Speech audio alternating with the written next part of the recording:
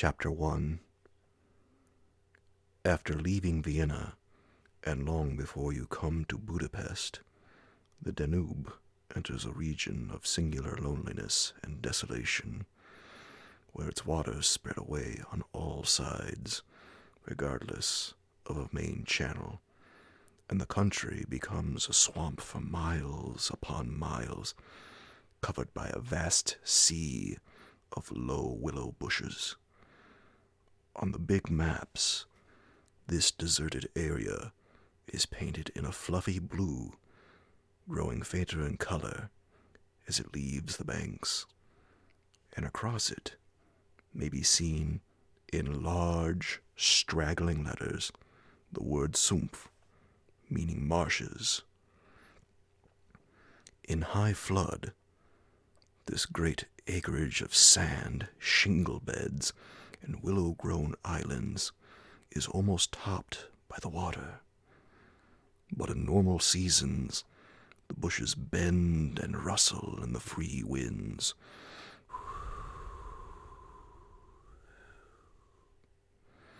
showing their silver leaves to the sunshine in an ever-moving plain of bewildering beauty. These willows never attain to the dignity of the trees. They have no rigid trunks.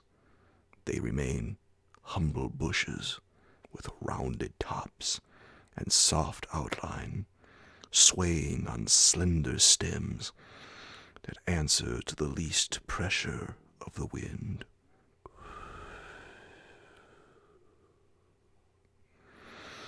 Supple as grasses, and so continually shifting that they somehow give the impression that the entire plain is moving and alive.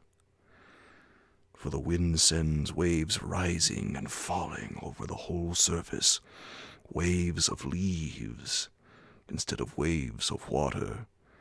Green swells like the sea, too, until the branches turn and lift, and then silvery white as their underside turns to the sun. Happy to slip beyond the control of the stern banks, the Danube here wanders about at will among the intricate network of channels intersecting the islands everywhere with broad avenues down which the waters pour with a shouting sound, making whirlpools, eddies, and foaming rapids, tearing at the sandy banks, carrying away masses of shore and willow clumps, and forming new islands innumerably, which shift daily in size and shape, and possess at best an impermanent life, since the flood time obliterates their very existence. Properly speaking, this fascinating part of the river's life begins soon after leaving Pressburg, and we, in our Canadian canoe, with gypsy tent and frying pan on board, reached it on the crest of a rising flood about mid-July. That very same morning, when the sky was reddening before sunrise, we had slipped swiftly through still sleeping Vienna, leaving it a couple of hours later a mere patch of smoke against the blue hills of the Wienerwald on the horizon. We had breakfast below Fischermond, under a grove of birch trees roaring in the wind.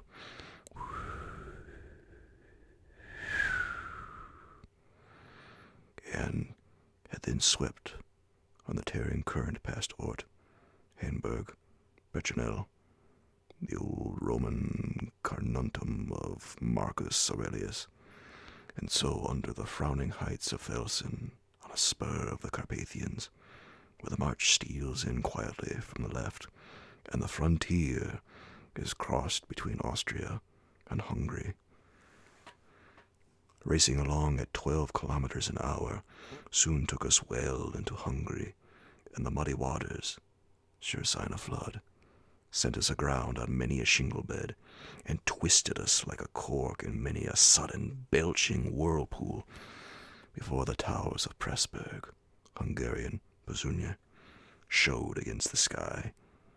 And then the canoe, leaping like a spirited horse, flew at top speed under the gray walls, negotiated safely the sunken chain of the Fliegende Brücke ferry, turned the corner sharply to the left, and plunged on yellow foam into the wilderness of islands, sandbanks, and swampland beyond, the land of the Willows. The change came suddenly, as when a series of bioscope pictures snaps down on the streets of a town and shifts without warning into the scenery of lake and forest. We entered the land of desolation on wings, and in less than half an hour there was neither boat, nor fishing hut, nor red roof, nor any single sign of human habitation and civilization within sight.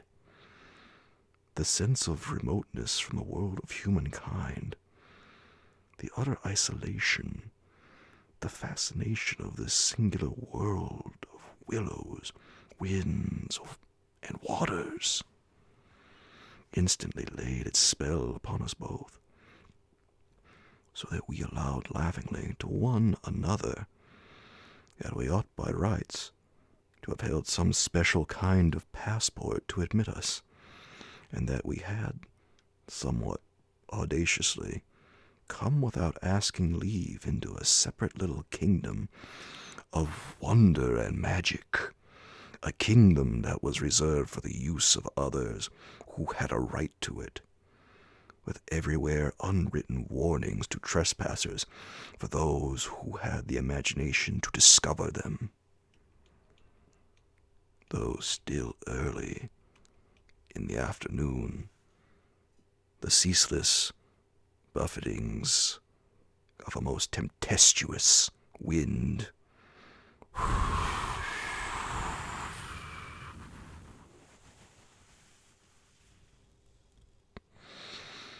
made us feel weary, and we at once began casting about for a suitable camping ground for the night. But the bewildering character of the islands made landing difficult. The swirling flood carried us inshore, and then swept us out again. The willow branches tore our hands as we seized them to stop the canoe, and we pulled many a yard of sandy bank into the water before, at length, we shot with a great sideways blow from the wind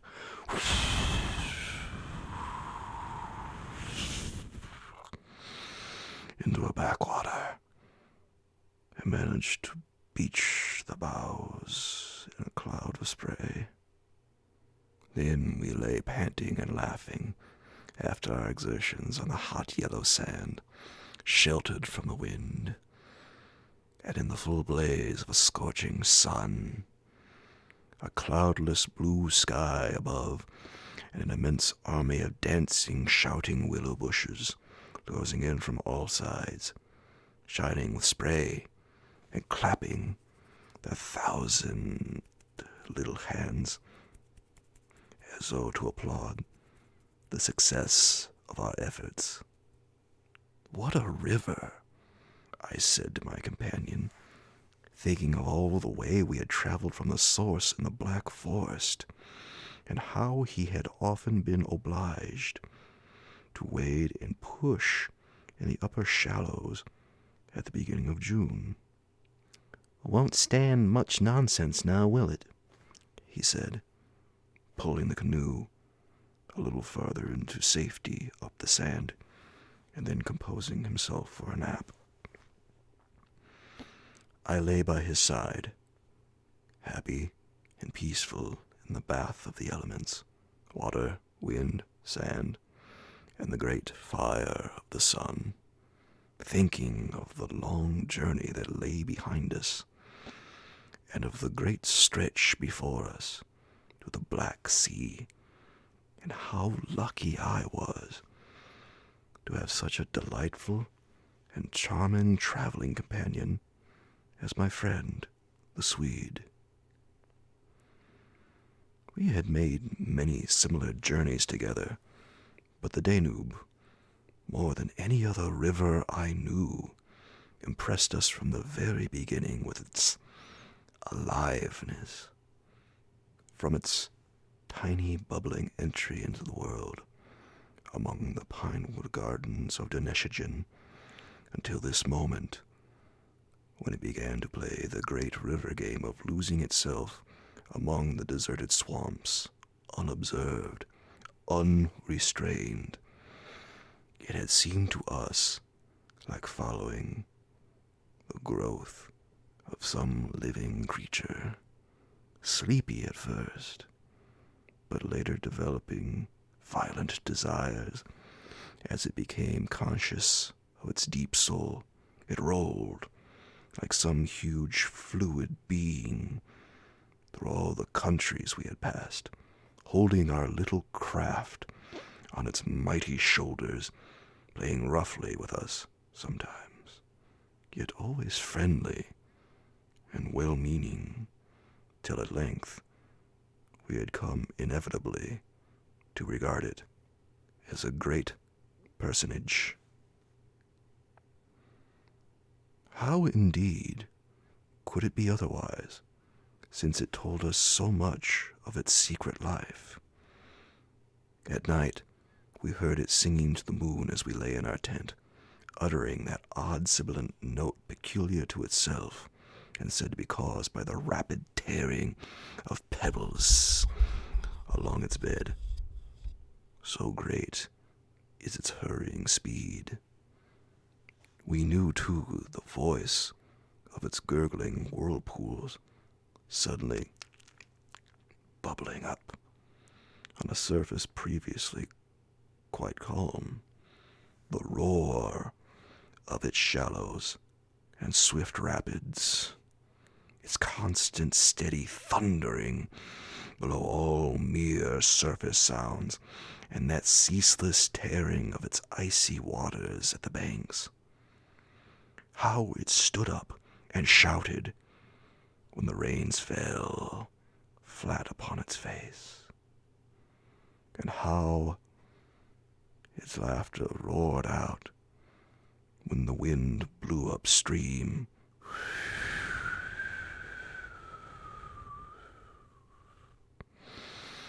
and tried to stop its growing speed.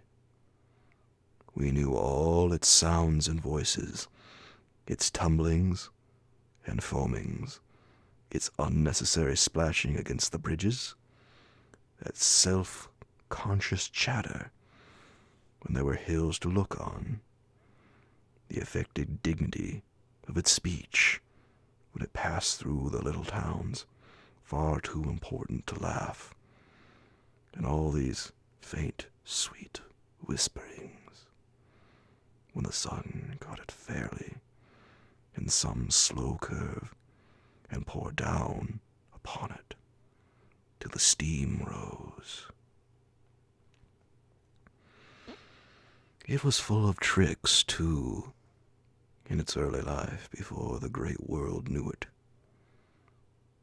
There were places in the upper reaches among the Swabian forests when yet the first whispers of its destiny had not reached, where it elected to disappear through holes in the ground, to appear again on the other side of the porous limestone hills and start a new river with another name, leaving too so little water in its own bed that we had to climb out and wade and push the canoe through miles of shallows.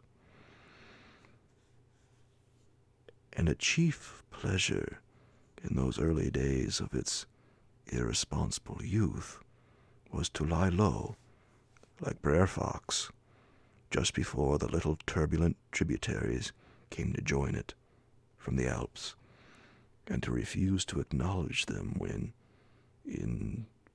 but to run for miles side by side the dividing line well marked, the very levels different, the Danube utterly declining to recognize the newcomer. Below Passau, however, he gave up this particular trick, for there the inn comes in with a thundering power impossible to ignore, and so pushes and incommodes the parent river that there's hardly room for them in the long, twisting gorge that follows, and the Danube is shoved this way and that against the cliffs, and forced to hurry itself with great waves and much dashing to and fro in order to get through in time. And during the fight, our canoe slipped down from its shoulder to its breast. It had the time of its life among the struggling waves. But the inn taught the old river a lesson, and after Passau, it no longer pretended to ignore new arrivals. This was many days back, of course, and since then, we had come to know other aspects of the great creature, and across the Bavarian wheat plain of Straubing, she wandered so slowly under the blazing June sun that we could well imagine only the surface inches were water, while below there moved, concealed as by a silken mantle, a whole army of undines, passing silently and unseen down to the sea, and very leisurely too, lest they be discovered. Much, too, we forgave her because of her friendliness to the birds and animals that haunted the shores. Cormorants lined the banks in lonely places in rows, like short black palings. Gray crows crowded the shingle beds. Storks stood fishing in the vistas of shallower water that opened up between the islands, and hawks, swans, and marsh birds of all sorts filled the air with glinting wings and singing petulant cries. It was impossible to feel annoyed with the river's vagaries after seeing a deer leap with a splash into the water at sunrise and swim past the bows of the canoe. And often we saw fawns peering at us from the underbrush, or look straight into the brown eyes of a stag as we charged full tilt round a corner and entered another reach of the river. Foxes, too, everywhere haunted the banks, tripping daintily among the driftwood and disappearing so suddenly that it was impossible to see how they managed it. But now, after leaving Pressburg, everything changed a little, and the Danube became more serious. It ceased trifling. It was halfway to the Black Sea, within seeming distance almost of other, stranger countries where no tricks would be permitted or understood. It became suddenly grown up and claimed our respect and even our awe. It broke out into 3 arms for one thing that only met again 100 kilometers farther down, and for a canoe there were no indications which one was intended to be followed. "If you take a side channel," said the Hungarian officer we met in the Pressburg shop while buying provisions, "you may find yourselves, when the flood subsides, 40 miles from anywhere, high and dry, and you may easily starve. There are no people, no farms, no fishermen. I warn you not to continue. The river, too, is still rising, and this wind will increase." The rising river did not alarm us in the least, but the matter of being left high and dry by a sudden subsidence of the waters might be serious, and we had consequently laid in an extra stock of provisions. For the rest, the officer's prophecy held true, and the wind, blowing down a perfectly clear sky,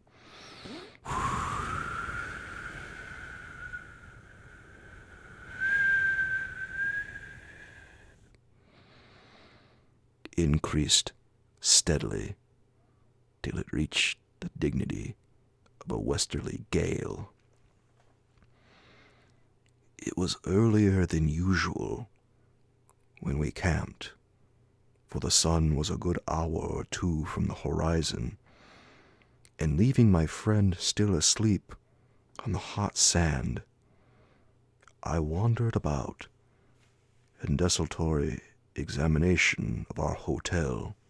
The island, I found, was less than an acre in extent, a mere sandy bank standing some 2 or 3 feet above the level of the river.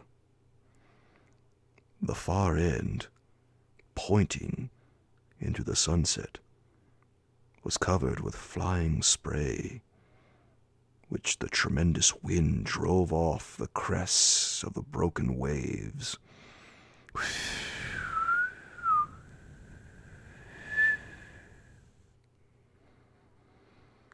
It was triangular in shape, with the apex upstream.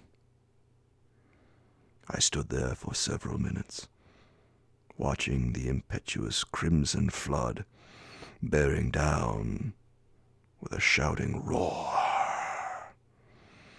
dashing in waves against the bank as though to sweep it bodily away, and then swirling by in 2 foaming streams on either side. The ground seemed to shake with the shock and rush, while the furious movement of the willow bushes, as the wind poured over them,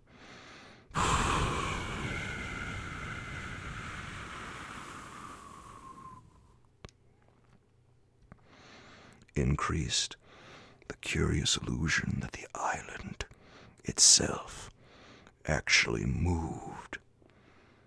Above, for a mile or 2, I could see the great river descending upon me.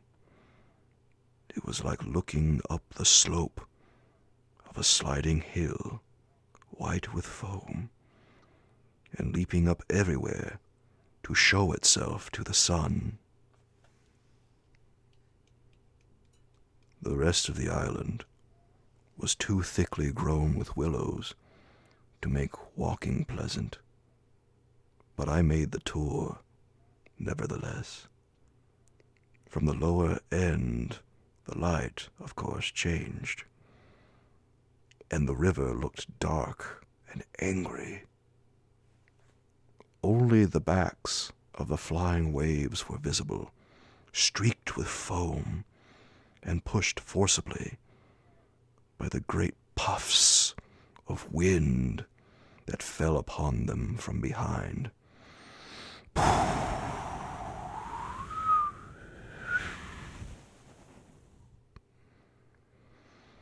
For a short mile, it was visible, pouring in and out among the islands, and then disappearing with a huge sweep into the willows, which closed about it like a herd of monstrous antediluvian creatures crowding down to drink.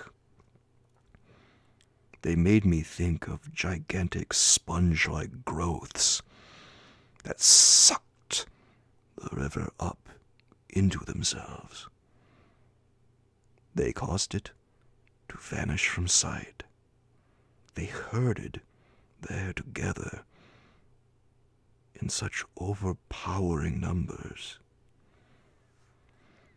Altogether, it was an impressive scene, with its utter loneliness, its bizarre suggestion, and as I gazed, long and curiously, a singular emotion began to stir somewhere in the depths of me.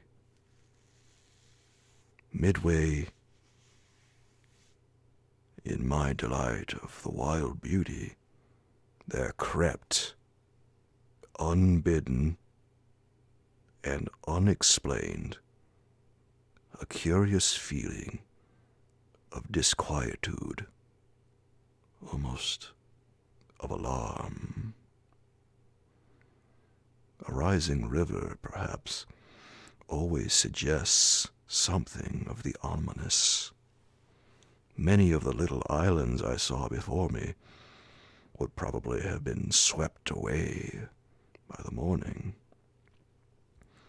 This resistless, thundering flood of water touched the sense of awe. Yet I was aware that my uneasiness lay deeper, far than the emotions of awe and wonder. It was not that I felt, nor had it directly to do with the power of the driving wind.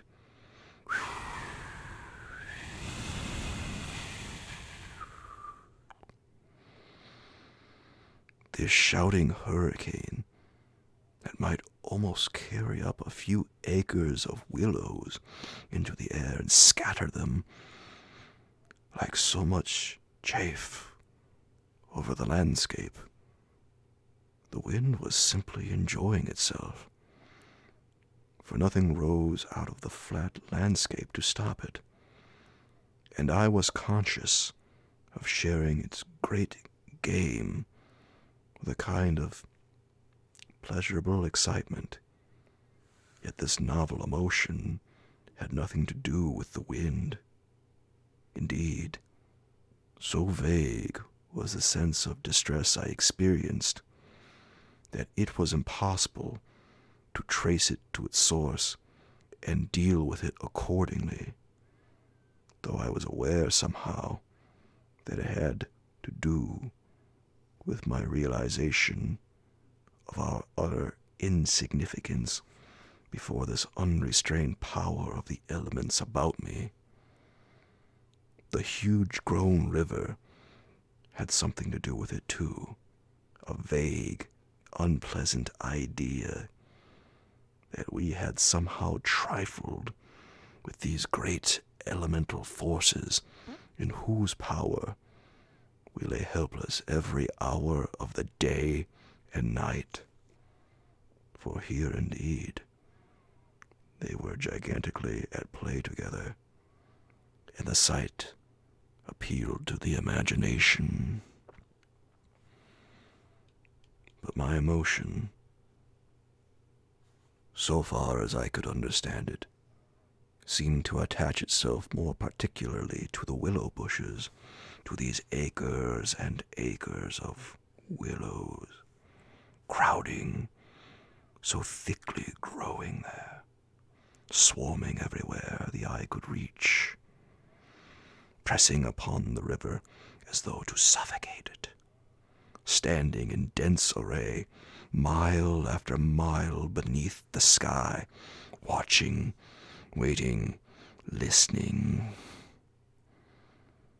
and apart quite from the elements, the willows connected themselves subtly with my malaise, attacking the mind insidiously somehow by reason of their vast numbers, and contriving in some way or another to represent to the imagination a new and mighty power, a power, moreover, not altogether friendly to us. great revelations of nature, of course, never fail to impress in one way or another, and I was no stranger to moods of the kind. Mountains overawe, and oceans terrify, while the mystery of great forests exercises a spell peculiarly its own. But all these, at one point or another, somewhere link on intimately with human life and human experience. They stir comprehensible, even if alarming, emotions. They tend, on the whole, to exalt. With this multitude of willows, however, it was something far different, I felt. Some essence emanated from them that besieged the heart. A sense of awe awakened, true, but of awe touched somewhere by a vague terror. Their serried ranks, growing everywhere, darker about me as the shadows deepened, moving furiously yet softly in the wind, woke in me the curious and unwelcome suggestion that we had trespassed here upon the borders of an alien world, a world where we were intruders, a world where we were not wanted or invited to remain, where we ran grave risks, perhaps. The feeling, however, though it is refused to yield its meaning entirely to analysis, did not at the time trouble me by passing into menace. Yet it never left me quite, even during the very practical business of putting up the tent in a hurricane of wind and building a fire for the stew pot.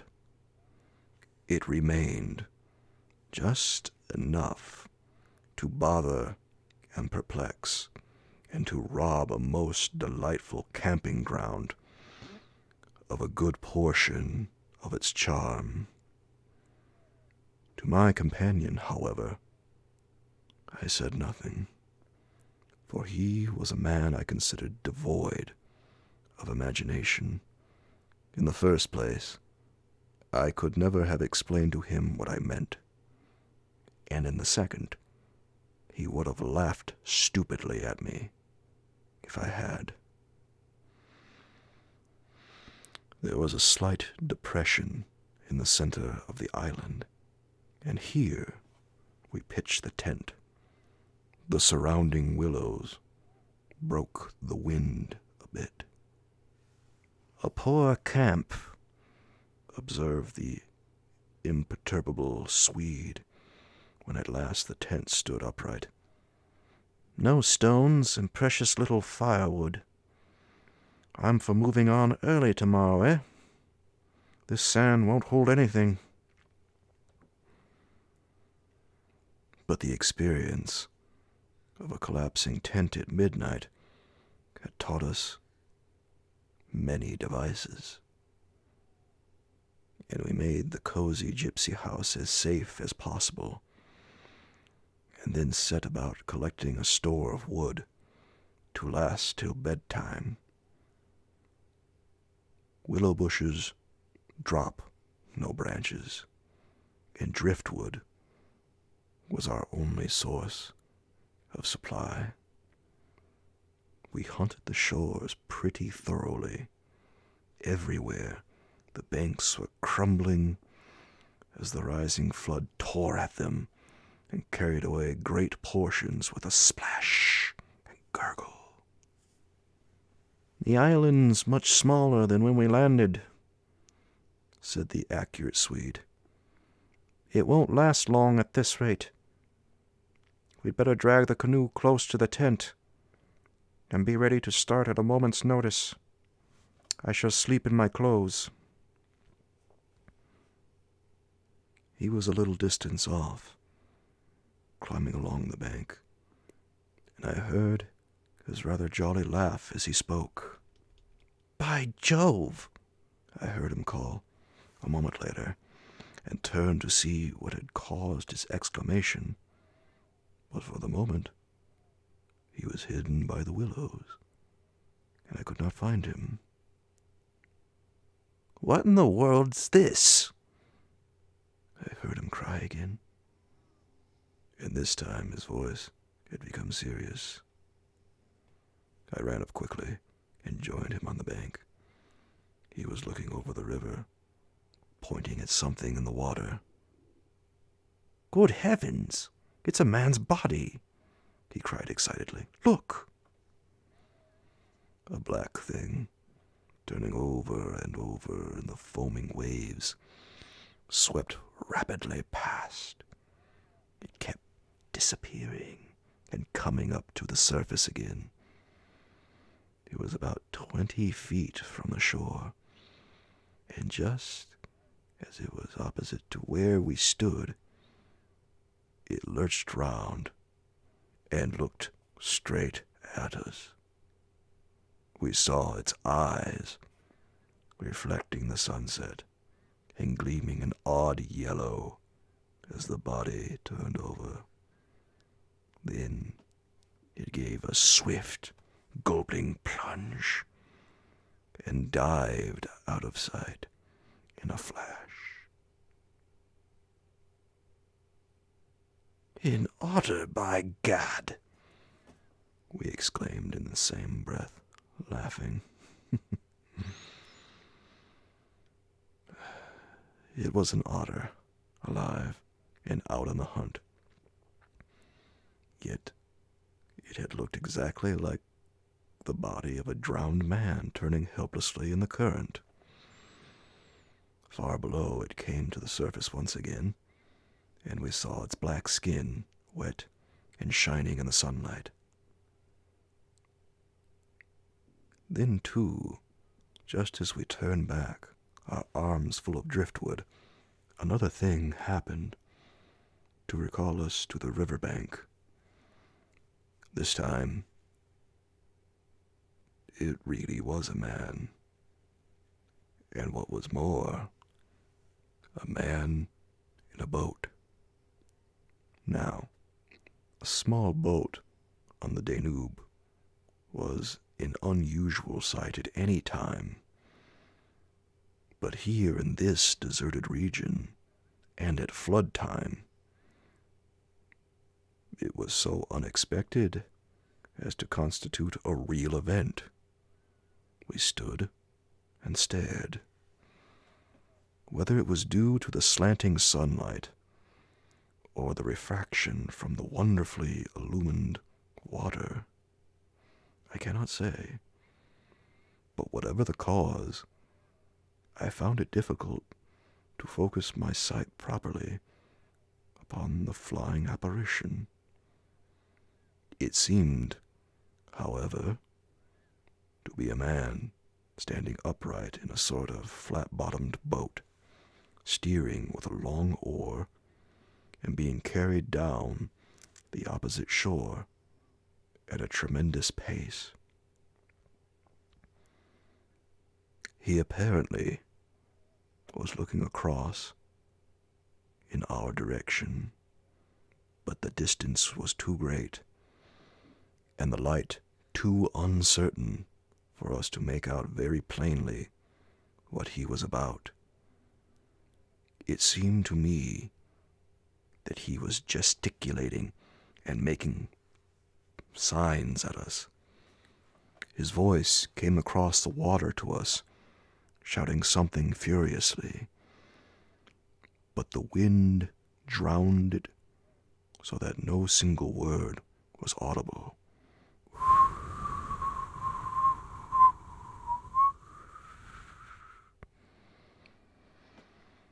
There was something curious about the whole appearance. man, boat, signs, voice, that made an impression on me, out of all proportion to its cause. "He's crossing himself," I cried. "Look, he's making the sign of the cross." "I believe you're right," the Swede said, shading his eyes with his hand and watching the man out of sight. He seemed to be gone in a moment, melting away down there into the sea of willows, where the sun caught them in the bend of the river and turned them into a great crimson wall of beauty. Mist, too, had begun to rise, so that the air was hazy. "But what in the world is he doing at nightfall on this flooded river?" I said, half to myself. "Where is he going at such a time? And what did he mean by his signs and shouting? Do you think he wished to warn us about something?" "He saw our smoke and thought we were spirits, probably," laughed my companion. "These Hungarians believe in all sorts of rubbish. You remember the shopwoman at Pressburg warning us that no one ever landed here because it belonged to some sort of beings outside man's world? I suppose they believe in fairies and elementals, possibly demons too. That peasant in the boat saw people on the islands for the first time in his life," he added, after a slight pause. "And it scared him, that's all." The Swede's tone of voice was not convincing, and his manner lacked something that was usually there. I noted the change instantly while he talked, though without being able to label it precisely. If they had enough imagination, I laughed loudly. I remember trying to make as much noise as I could. They might well people a place like this with the old gods of antiquity. The Romans must have haunted all this region more or less with their shrines and sacred groves and elemental deities. The subject dropped, and we returned to our stew pot, for my friend was not given to imaginative conversation as a rule. Moreover, just then I remember feeling distinctly glad that he was not imaginative. His stolid, practical nature suddenly seemed to me welcome and comforting. It was an admirable temperament, I felt. He could steer down rapids like a red Indian, shoot dangerous bridges and whirlpools better than any white man I ever saw in a canoe. He was a grand fellow for an adventurous trip, a tower of strength when untoward things happened. I looked at his strong face and light curly hair as he staggered along under his pile of driftwood, twice the size of mine, and I experienced a feeling of relief. Yes, I was distinctly glad just then that the Swede was what he was, and that he never made remarks that suggested more than they said. "The river's still rising, though," he added, as if following out some thoughts of his own, and dropping his load with a gasp. "This island will be under water in 2 days if it goes on." "I wish the wind would go down," I said. "I don't care a fig for the river." The flood, indeed, had no terrors for us. We could get off at 10 minutes' notice, and the more water, the better we liked it. It meant an increasing current and the obliteration of the treacherous shingle beds that so often threatened to tear the bottom out of our canoe. Contrary to our expectations, the wind did not go down with the sun. It seemed to increase with the darkness, howling overhead and shaking the willows round us like straws.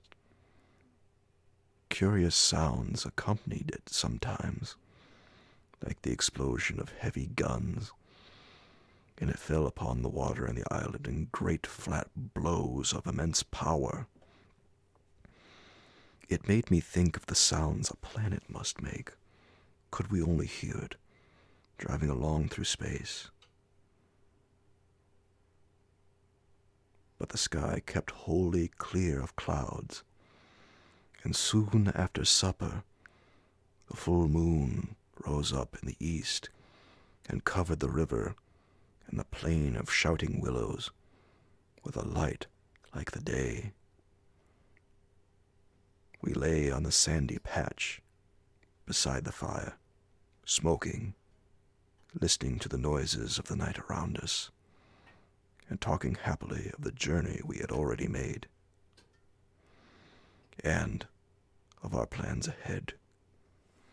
The map lay spread in the door of the tent, but the high wind made it hard to study.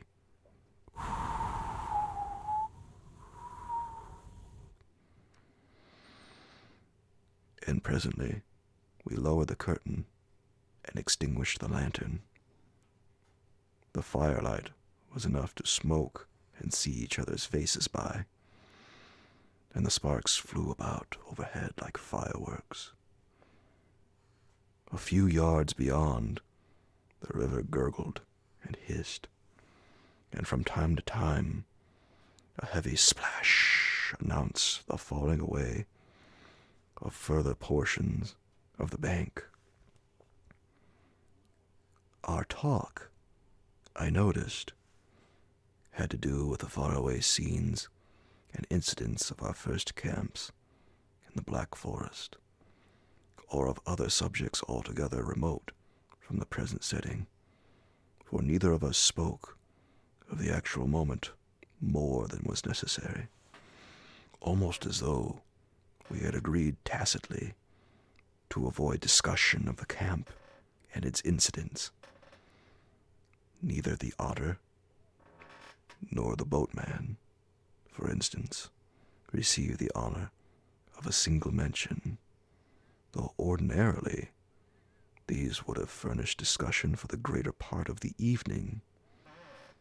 They were, of course, distinct events in such a place. The scarcity of wood made it a business to keep the fire going, for the wind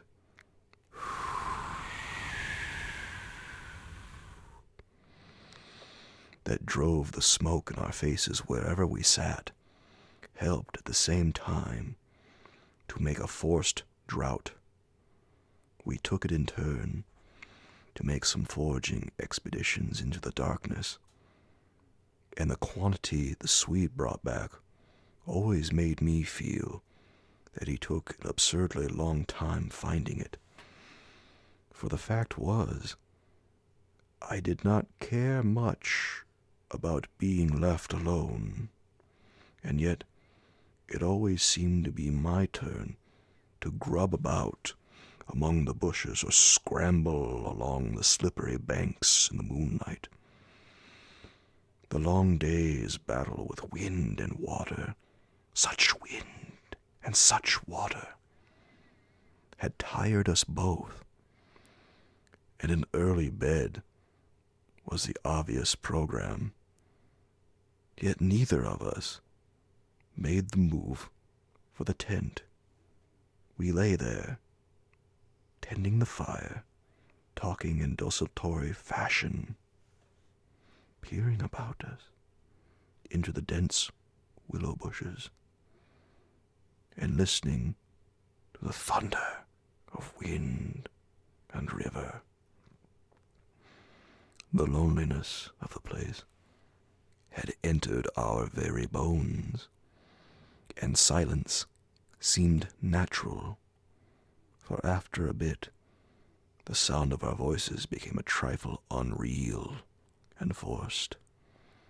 Whispering would have been the fitting mode of communication, I felt, and the human voice, always rather absurd amid the roar of the elements, now carried with it something almost illegitimate.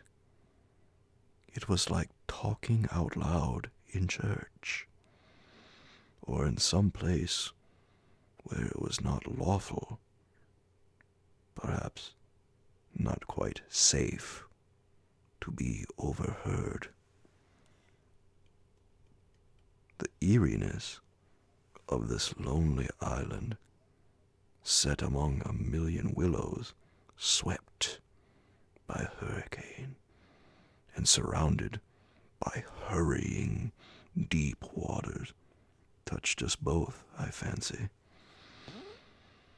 Untrodden by man, almost unknown to man, it lay there beneath the moon, remote from human influence, on the frontier of another world, an alien world, a world tenanted by willows only, and the souls of willows.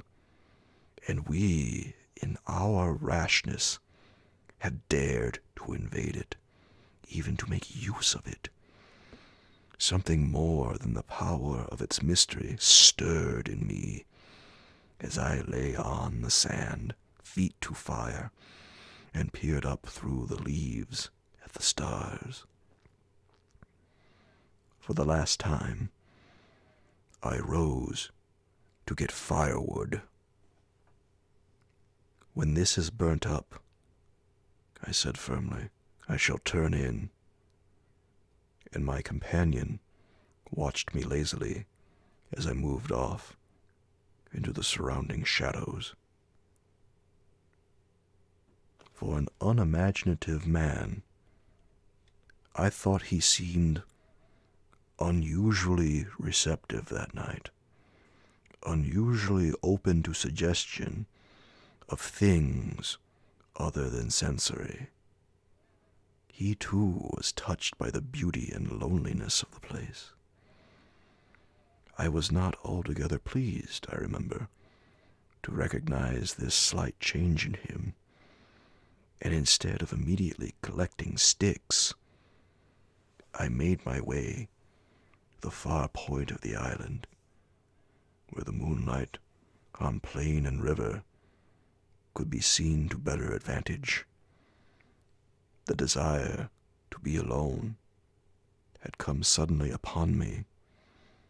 My former dread returned in force, and there was a vague feeling in me I wished to face and probe to the bottom.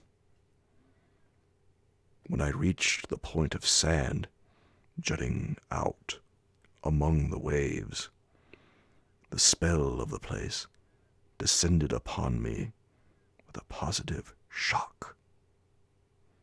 No mere scenery could have produced such an effect.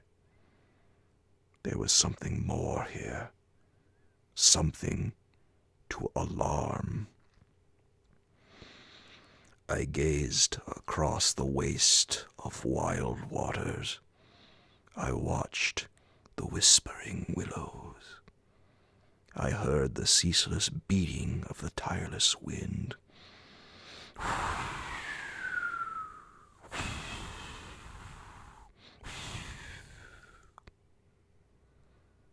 And one and all, each in its own way, stirred in me this sensation of a strange distress.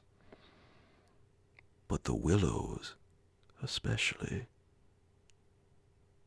for ever they went on, chattering and talking among themselves, laughing a little, shrilly crying out, sometimes sighing. But what it was they made so much to do about belonged to the secret life of the great plain they inhabited, and it was utterly alien to the world I knew, or to that of the wild yet kindly elements. They made me think of a host of beings from another plane of life, another evolution altogether, perhaps, all discussing a mystery known only to themselves. I watched them, moving busily together, oddly shaking their big, bushy heads, twirling their myriad leaves, even when there was no wind. They moved of their own will, as though alive, and they touched, by some incalculable method, my own keen sense of the horrible.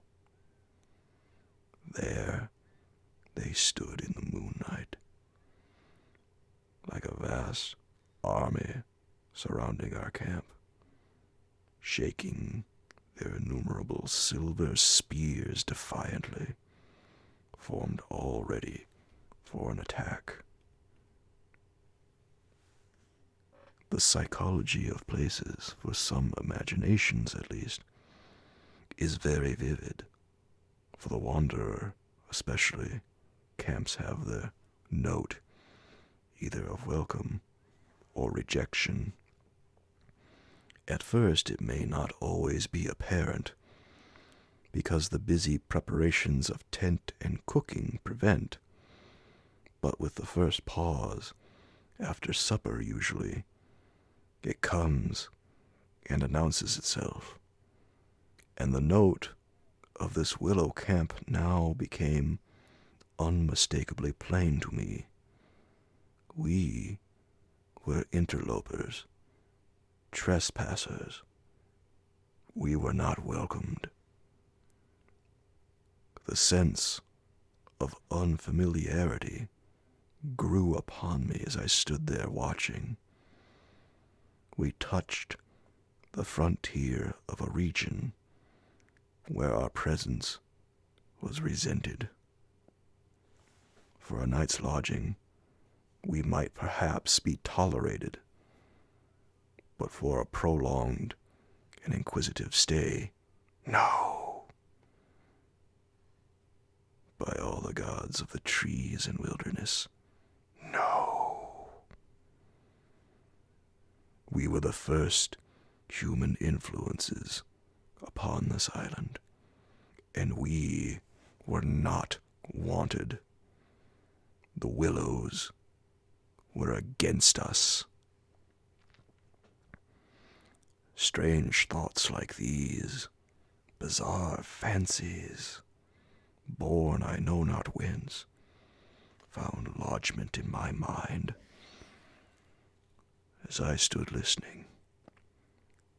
What I thought, if, after all, these crouching willows proved to be alive, if suddenly they should rise up like a swarm of living creatures marshaled by the gods whose territory we had invaded, sweep towards us off the vast swamps, booming overhead in the night, and then settle down.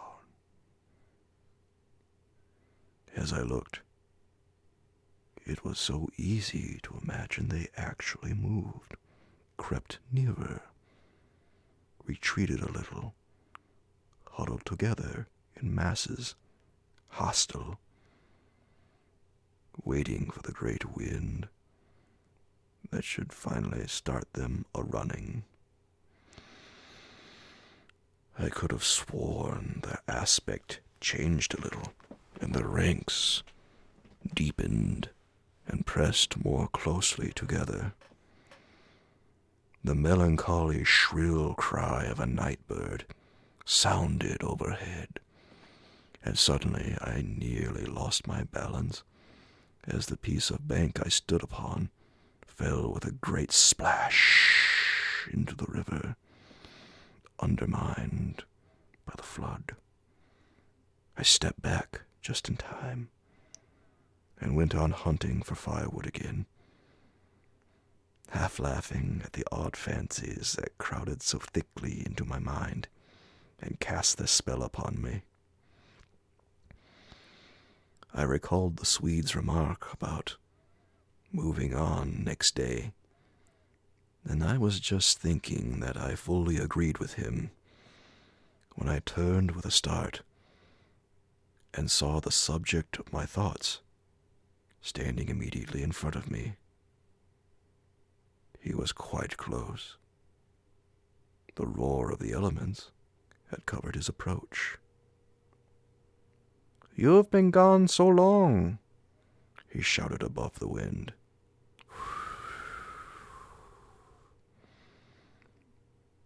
"I thought something must have happened to you." But there was that in his tone, and a certain look in his face as well, that conveyed to me more than his usual words, and in a flash I understood the real reason for his coming. It was because the spell of the place had entered his soul too, and he did not like being alone. "River still rising," he cried, pointing to the flood in the moonlight. "And the wind's simply awful." He always said the same things, but it was the cry for companionship that gave the real importance to his words.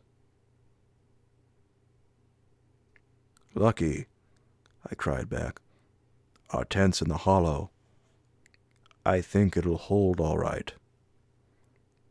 I added something about the difficulty of finding wood in order to explain my absence, but the wind caught my words and flung them across the river so that he did not hear.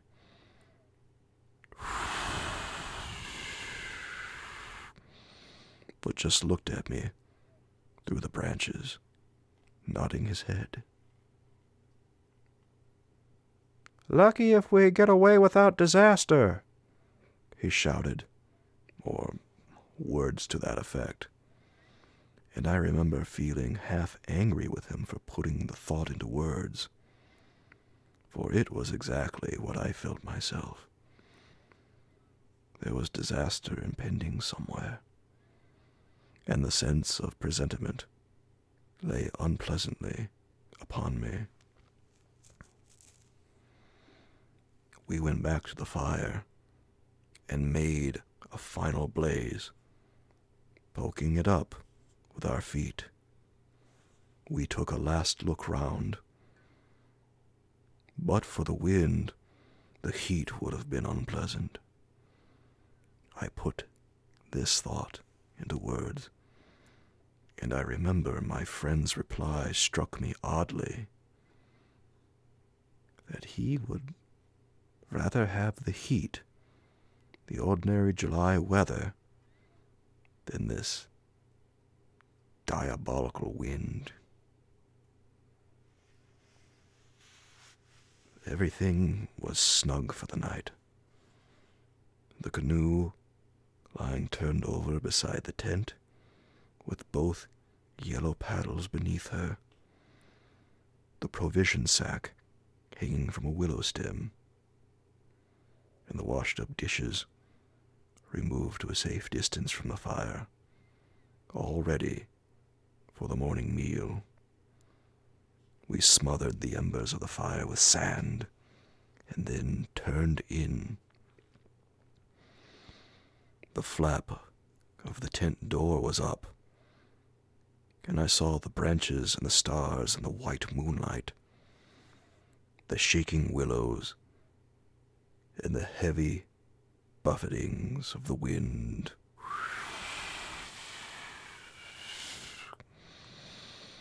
against our taut little house were the last things I remembered as sleep came down and covered all with its soft and delicious forgetfulness. Chapter 2. Suddenly, I found myself lying awake, peering from my sandy mattress through the door of the tent. I looked at my watch, pinned against the canvas, and saw, by the bright moonlight, that it was past 12 o'clock, the threshold of a new day, and I had therefore slept a couple of hours. The Swede was asleep still beside me. The wind howled as before.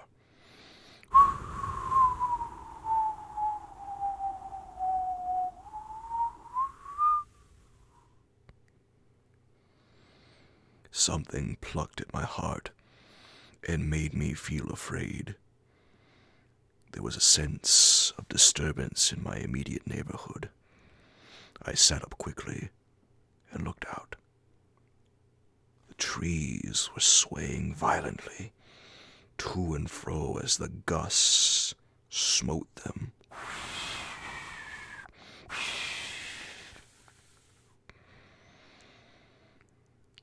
But our little bit of green canvas lay snugly, safe in the hollow, for the wind passed over it without meeting enough resistance to make it vicious. The feeling of disquietude did not pass, however, and I crawled quietly out of the tent to see if our belongings were safe. I moved carefully so as not to waken my companion. A curious excitement was on me. I was halfway out, kneeling on all fours, when my eye first took in that the tops of the bushes opposite, with their moving tracery of leaves, made shapes against the sky. I sat back on my haunches and stared. It was incredible, surely. But there, opposite and slightly above me, were shapes of some indeterminate sort among the willows. And as the branches swayed in the wind, they seemed to group themselves about these shapes, forming a series of monstrous outlines that shifted rapidly beneath the moon. Close, about 50 feet in front of me, I saw these things. My first instinct was to waken my companion, that he too might see them, but something made me hesitate. The sudden realization, probably, that I should not welcome corroboration. And meanwhile, I crouched there, staring in amazement, with smarting eyes. I was wide awake. I remember saying to myself that I was not dreaming. They first became properly visible, these huge figures, just within the tops of the bushes, immense, bronze-colored, moving, and wholly independent of the swaying of the branches. I saw them plainly and noted. Now I came to examine them more calmly. That they were very much larger than human. And indeed, that something in their appearance, proclaimed them to be not human at all. Certainly they were not merely the moving tracery of the branches against the moonlight. They shifted independently. They rose upwards in a continuous stream from earth to sky, vanishing utterly as soon as they reached the dark of the sky. They were interlaced, one with another, making a great column. And I saw their limbs and huge bodies melting in and out of each other, forming this serpentine line that bent and swayed and twisted spirally with the contortions of the wind-tossed trees. They were nude, fluid shapes, passing up the bushes, within the leaves almost, rising up in a living column into the heavens. Their faces I never could see. Unceasingly they poured upwards, swaying in great, bending curves, with a hue of dull bronze upon their skins. I stared, trying to force every atom of vision from my eyes. For a long time, I thought they must, every moment, disappear and resolve themselves into the movements of the branches and prove to be an optical illusion. I searched everywhere for a proof of reality, and all the while I understood quite well that the standard of reality had changed. For the longer I looked, the more certain I became that these figures were real and living, though perhaps not according to the standards that the camera and the biologist would insist upon. Far from feeling fear, I was possessed with a sense of awe and wonder, such as I have never known. I seemed to be gazing at the personified elemental forces of this haunted and primeval region.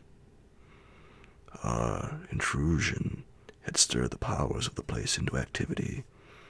It was we who were the cause of this disturbance. And my brain filled to bursting with stories and legends of the spirits and deities of places that have been acknowledged and worshipped by men in all ages of the world's history. But before I could arrive at any possible explanation, something impelled me to go farther out, and I crept forward on the sand and stood upright. I felt the ground still warm beneath my bare feet. The wind tore at my hair and face.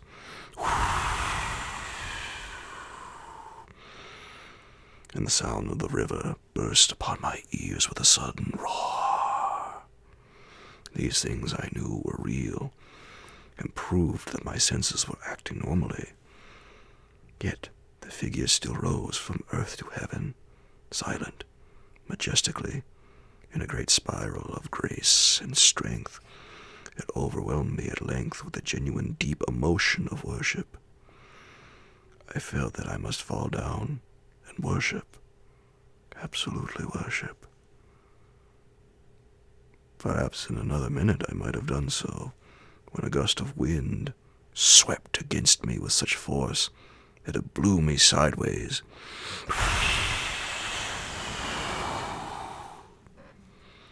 And I nearly stumbled and fell.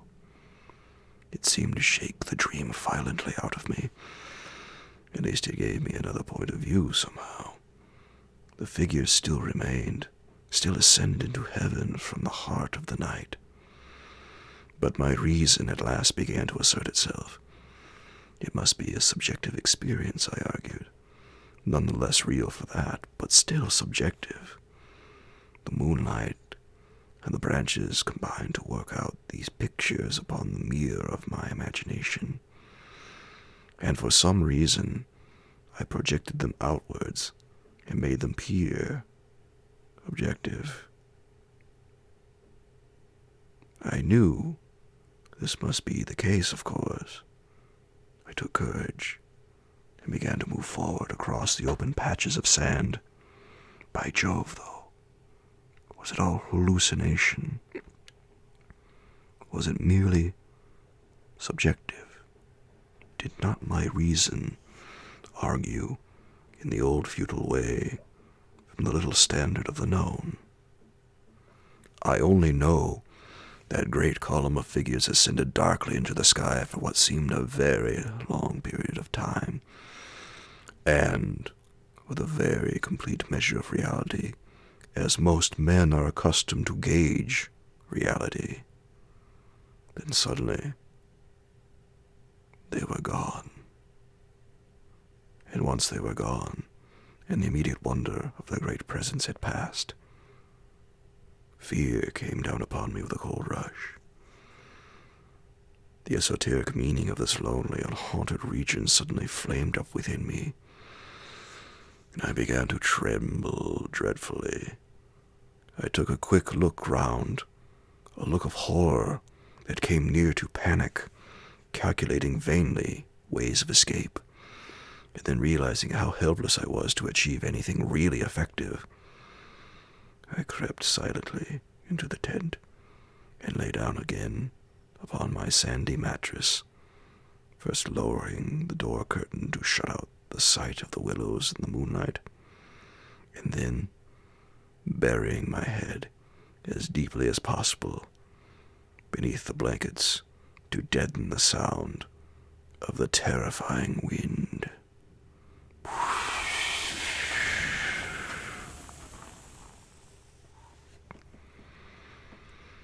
Chapter 3. As though further to convince me that I had not been dreaming, I remember that it was a long time before I fell again into a troubled and restless sleep, and even then only the upper crust of me slept, and underneath there was something that never quite lost consciousness, but lay alert and on the watch. But the second time, I jumped up with a genuine start of terror. It was neither the wind nor the river that woke me, but the slow approach of something that caused the sleeping portion of me to grow smaller and smaller, till at last it vanished altogether, and I found myself sitting bolt upright, listening. Outside there was a sound of multitudinous little patterings. They had been coming, I was aware, for a long time, and in my sleep they had first become audible. I sat there nervously wide awake, as though I had not slept at all. It seemed to me that my breathing came with difficulty, and that there was a great weight upon the surface of my body. In spite of the hot night, I felt clammy with cold and shivered. Something surely was pressing steadily against the sides of the tent and weighing down upon it from above. Was it the body of the wind? Was this the pattering rain, the dripping of the leaves, the spray blown from the river by the wind and gathering in big drops? I thought quickly of a dozen things, and suddenly the explanation leaped into my mind. A bough from the poplar, the only large tree on the island, had fallen with the wind. Still half caught by the other branches, it would fall with the next gust and crush us, and meanwhile its leaves brushed and tapped upon the tight canvas surface of the tent. I raised a loose flap and rushed out, calling to the Swede to follow. But when I got out and stood upright, I saw that the tent was free. There was no hanging bough. There was no rain or spray. Nothing approached. cold gray light filtered down through the bushes and lay on the faintly gleaming sand. Stars still crowded the sky directly overhead, and the wind howled magnificently.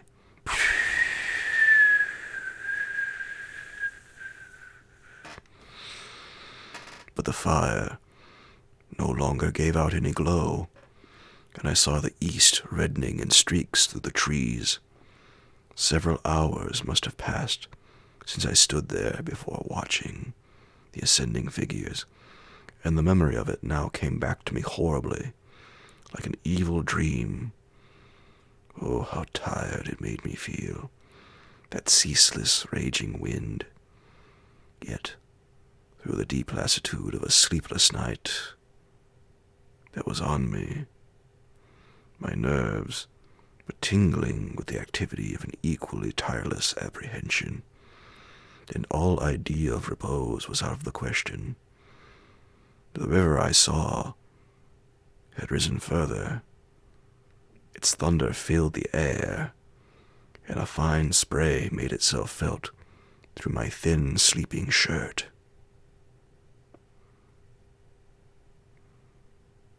Yet nowhere did I discover the slightest evidence of anything to cause alarm.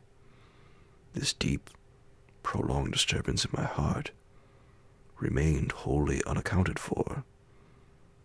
My companion had not stirred when I called him, and there was no need to waken him now. I looked about me carefully, noting everything: the turned-over canoe, the yellow paddles, 2 of them, I'm certain, the provision sack and the extra lantern hanging together from the tree and crowding everywhere about me, enveloping all: the willows, those endless, shaking willows. A bird uttered its morning cry, and a string of duck passed with whirring flight overhead in the twilight. The sand whirled, dry and stinging, about my bare feet in the wind.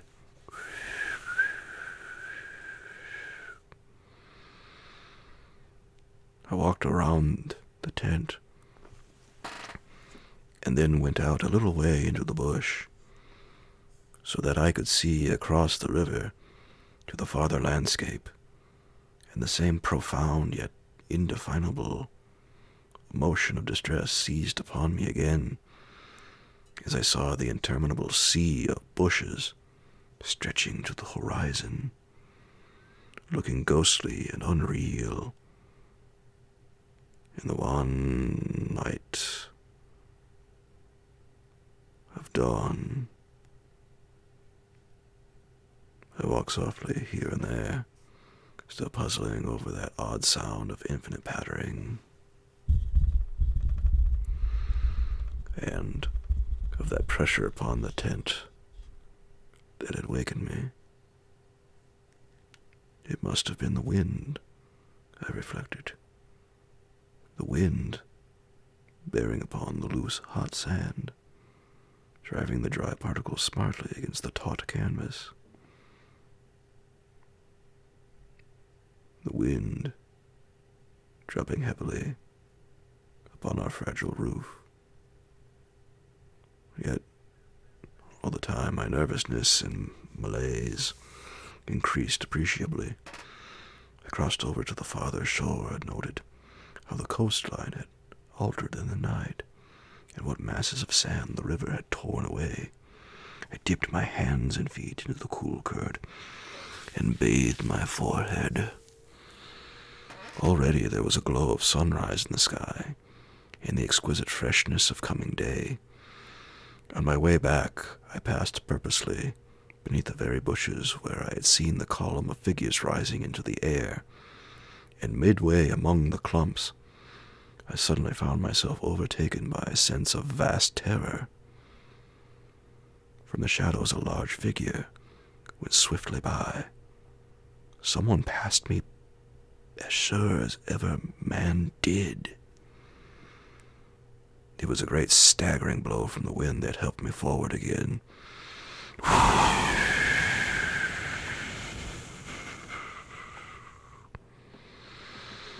And once out in the more open space, the sense of terror diminished strangely.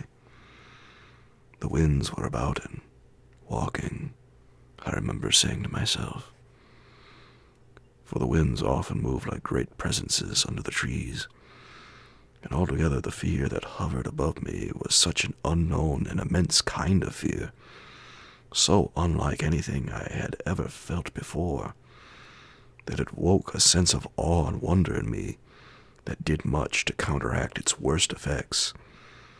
And when I reached a high point in the middle of the island from which I could see the wide stretch of river, crimson in the sunrise, the whole magical beauty of it all was so overpowering that a sort of wild yearning woke in me and almost brought a cry up to the throat. But this cry found no expression, for as my eyes wandered from the plain beyond to the island round me, and noted our little half-tent hidden among the willows, a dreadful discovery leaped out at me, compared to which my terror of the walking winds seemed as nothing at all. For a change, I thought, had somehow come about in the arrangement of the landscape. It was not that my point of vantage gave me a different view, but that an alteration had apparently been effected in relation of the tent to the willows, and of the willows to the tent. Surely the bushes now crowded much closer, unnecessarily, unpleasantly close. They had moved nearer, creeping with silent feet over the shifting sands, drawing imperceptibly nearer by soft, unhurried movements. The willows had come closer during the night, but had the wind moved them, or had they moved of themselves? I recall the sound of infinite small patterings, and the pressure upon the tent, and upon my own heart, that caused me to wake in terror. I swayed for a moment in the wind like a tree, finding it hard to keep my upright position on the sandy hillock. There was a suggestion here of personal agency, of deliberate intention, of aggressive hostility, and it terrified me into a sort of rigidity.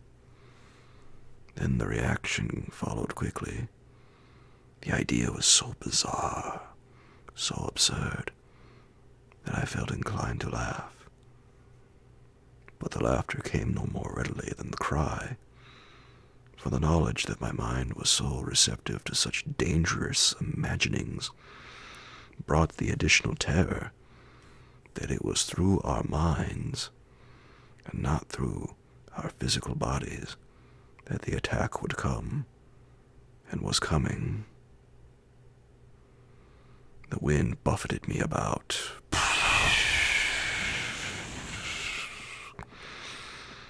and very quickly, it seemed, the sun came up over the horizon, for it was after 4 o'clock, and I must have stood on that little pinnacle of sand longer than I knew, afraid to come down to close quarters with the willows. I returned quietly, creepily, to the tent, first taking another exhaustive look round, and yes, I confess it, making a few measurements. I paced out on the warm sand the distances between willows and tent, making a note of the shortest distance particularly. I crawled stealthily into my blankets. My companion, to all appearances, still slept soundly, and I was glad this was so. Provided my experiences were not corroborated, I could find strength somehow to deny them, perhaps. With the daylight, I could persuade myself that it was all a subjective hallucination, a fantasy of the night, a projection of the excited imagination. Nothing further came in to disturb me, and I fell asleep almost at once, utterly exhausted, yet still in dread of hearing again that weird sound of multitudinous pattering, or of feeling the pressure upon my heart that had made it difficult to breathe. Chapter 4. The sun was high in the heavens when my companion woke me from a heavy sleep and announced that the porridge was cooked and there was just time to bathe. The grateful smell of frizzling bacon entered the tent door. "River still rising," he said, "and several islands out in midstream have disappeared altogether. Our own island's much smaller." "Any wood left?" I asked sleepily. "The wood and the island will finish tomorrow in a dead heat," he laughed. "But there's enough to last us till then." I plunged in from the point of the island, which had indeed altered a lot in size and shape during the night, and was swept down in a moment to the landing place opposite the tent. The water was icy, and the banks flew by like the country from an express train. Bathing under such conditions was an exhilarating operation, and the terror of the night seemed cleansed out of me by a process of evaporation in the brain. The sun was blazing hot. Not a cloud showed itself anywhere. The wind, however, had not abated one little jot.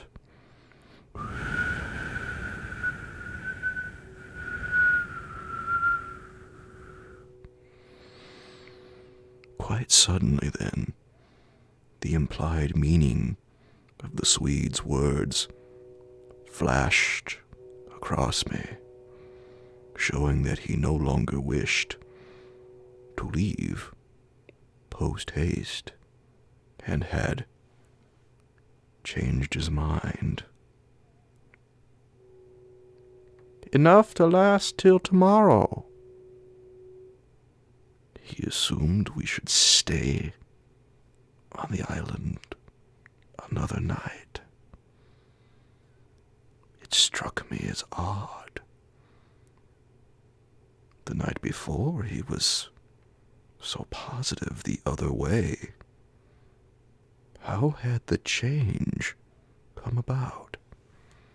Great crumblings of the banks occurred at breakfast, with heavy splashings and clouds of spray, which the wind brought into our frying pan, and my fellow traveler talked incessantly about the difficulty the Vienna Pest steamers must have to find the channel in flood. But the state of his mind interested and impressed me far more than the state of the river or the difficulties of the steamers. He had changed somehow since the evening before.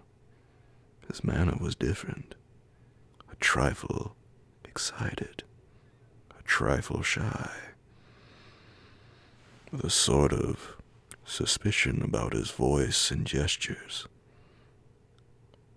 I hardly know how to describe it now in cold blood. But at the time, I remember being quite certain of one thing, that he had become frightened. He ate very little breakfast, and for once omitted to smoke his pipe. He had the map spread open beside him and kept studying its markings. "We'd better get off sharp in an hour," I said presently, feeling for an opening that must bring him indirectly to a partial confession at any rate. And his answer puzzled me uncomfortably.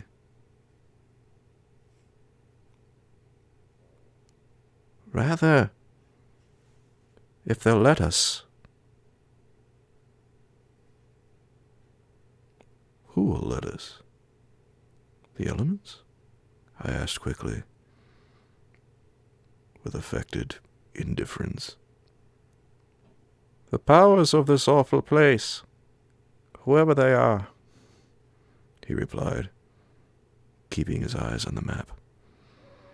"The gods are here, if they are anywhere at all in the world." "The elements are always the true immortals," I replied, laughing as naturally as I could manage, yet knowing quite well that my face reflected my true feelings when he looked up gravely at me and spoke across the smoke. "We shall be fortunate if we get away without further disaster." This was exactly what I had dreaded, and I screwed myself up to the point of the direct question. It was like agreeing to allow the dentist to extract the tooth. It had to come anyhow in the long run, and the rest was all pretense. "Further disaster? Why? What's happened?" "For one thing, the steering paddle's gone," he said quietly. "The steering paddle gone?" I repeated, greatly excited, for this was our rudder, and the Danube in flood without a rudder was suicide. But what? "And there's a tear in the bottom of the canoe," he added, with a genuine little tremor in his voice. I continued staring at him, able only to repeat the words in his face, somewhat foolishly. There, in the heat of the sun, and on this burning sand, I was aware of a freezing atmosphere descending round us. I got up to follow him, for he merely nodded his head gravely and led the way towards the tent, a few yards on the other side of the fireplace. The canoe still lay there as I had last seen her in the night, ribs uppermost. The paddles, or rather, the paddle, on the sand beside her. "There's only one," he said, stooping to pick it up. "And here's the rent in the baseboard."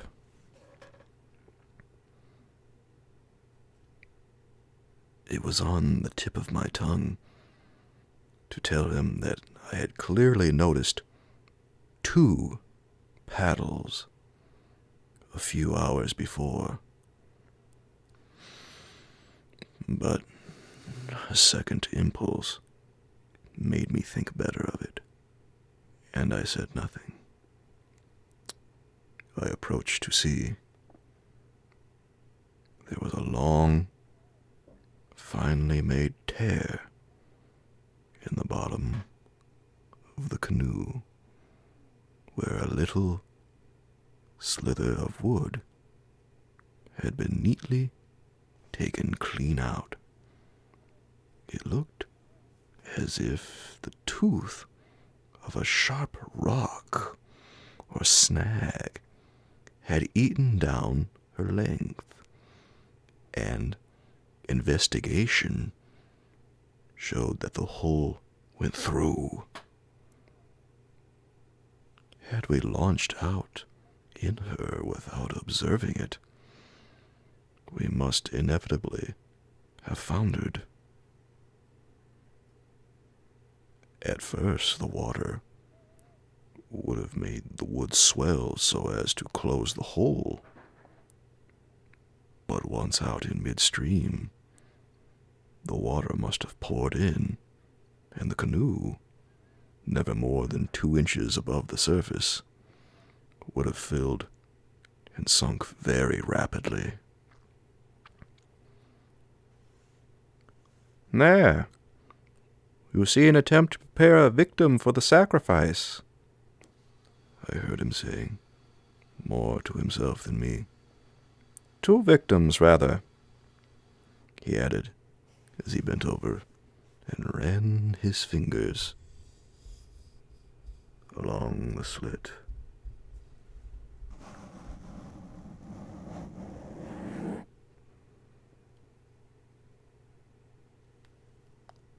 I began to whistle.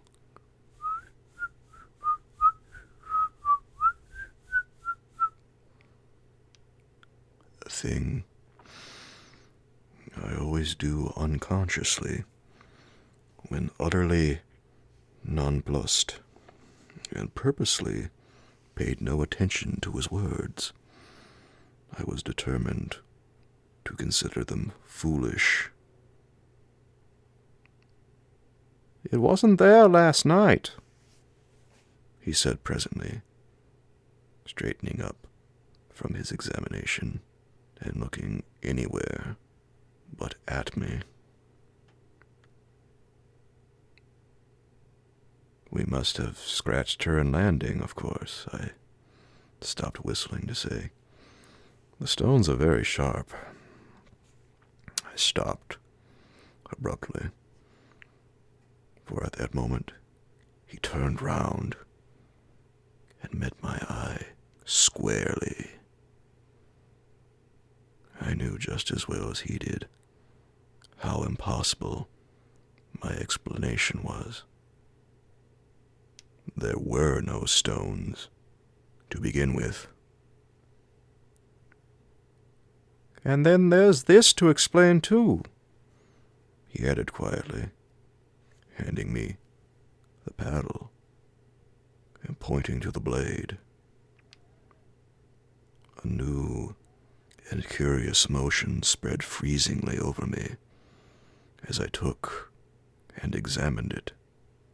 The blade was scraped down all over, beautifully scraped, as though someone had sandpapered it with care,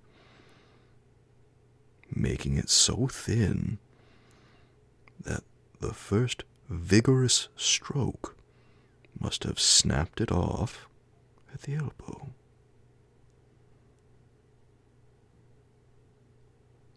One of us walked in his sleep and did this thing, I said feebly. Or it has been filed by the constant stream of sand particles blown against it by the wind, perhaps. Ah, said the Swede, turning away, laughing a little. You can explain everything.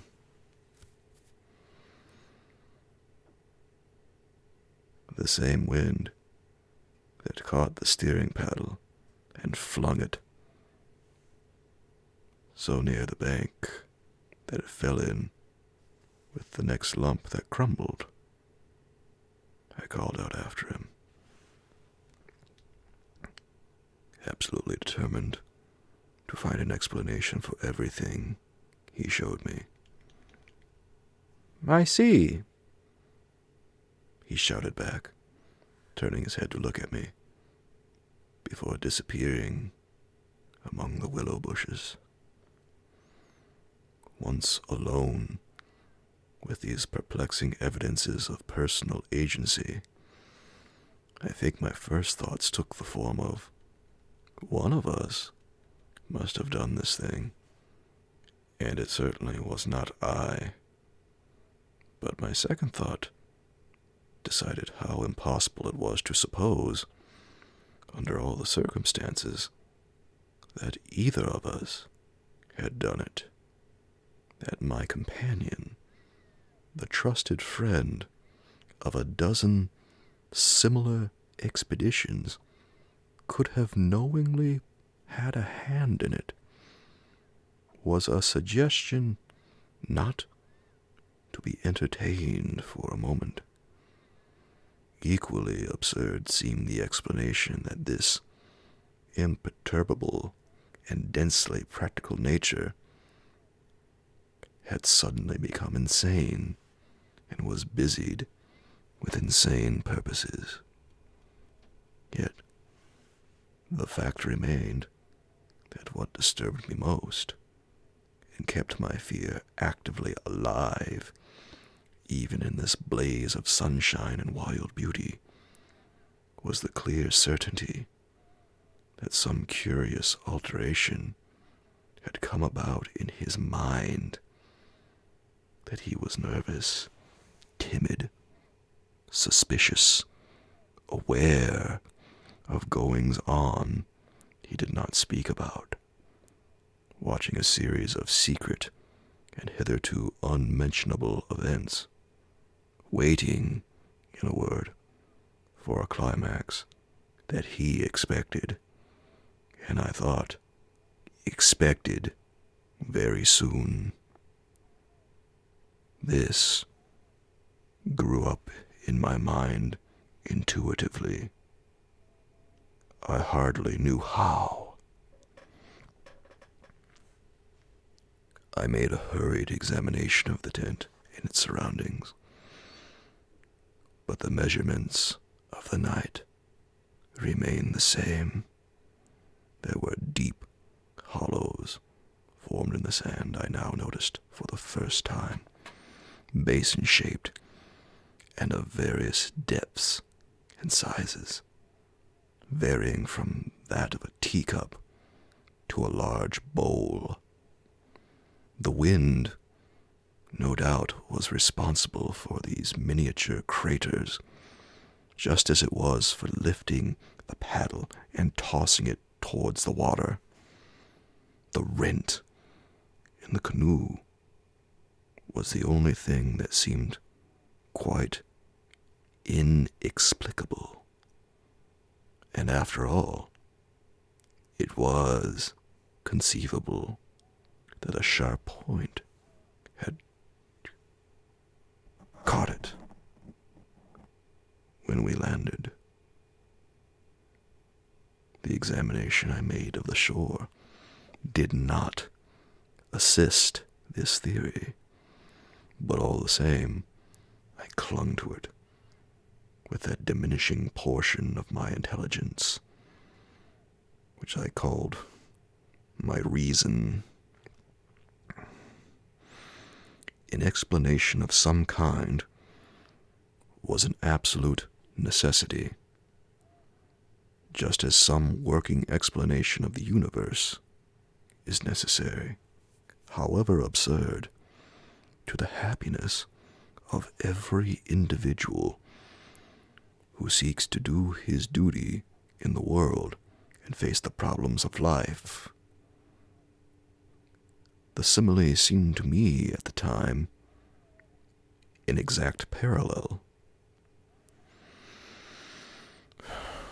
I at once set the pitch melting, and presently the Swede joined me at the work, though under the best conditions in the world, the canoe could not be safe for traveling till the following day. I drew his attention casually to the hollows in the sand. "Yes," he said, "I know. They're all over the island. But you can explain them, no doubt." "Wind, of course," I answered without hesitation. "Have you never watched those little whirlwinds in the sand that twist and twirl everything into a circle? The sand's loose enough to yield. That's all." He made no reply, and we worked on in silence for a bit. I watched him surreptitiously all the time, and I had an idea he was watching me. He seemed to be always listening attentively to something I could not hear, or perhaps for something that he expected to hear, for he kept turning about and staring into the bushes and up into the sky and out across the water, where it was visible through the openings among the willows. Sometimes he even put his hand to his ear and held it there for several minutes. He said nothing to me, however, about it, and I asked no questions. And meanwhile, as he mended that torn canoe with the skill and address of an Indian, I was glad to notice his absorption in the work, for there was a vague dread in my heart that he would speak of the changed aspect of the willows, and if he had noticed that, my imagination could no longer be held a sufficient explanation of it. At length, after a long pause, he began to talk. "Queer thing," he added in a hurried sort of voice, as though he wanted to say something and get it over. "Queer thing, I mean, about that otter last night." I had expected something so totally different that he caught me with surprise, and I looked up sharply. "Shows how lonely this place is. Otters are awfully shy things." "I don't mean that, of course," he interrupted. "I mean, do you think it was really an otter?" "What else? In the name of heaven, what else?" "You know, I saw it before you did, and at first it seemed so much bigger than an otter."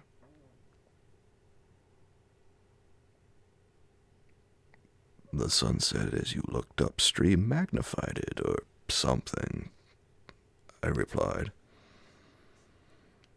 He looked at me absently a moment, as though his mind were busy with other thoughts.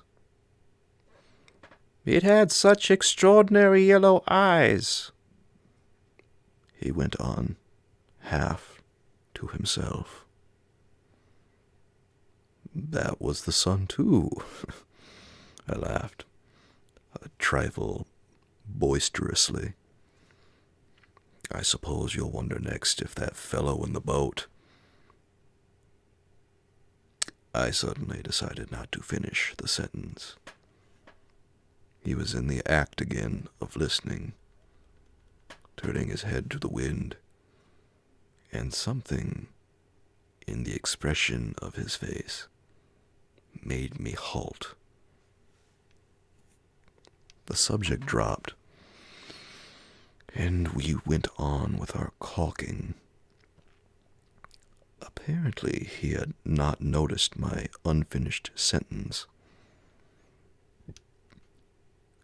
5 minutes later, however, he looked at me across the canoe, the smoking pitch in his hand, his face exceedingly grave.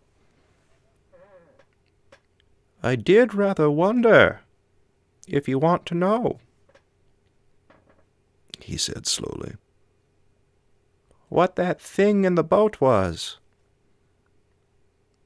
I remember thinking at the time, it was not a man. The whole business seemed to rise quite suddenly out of the water.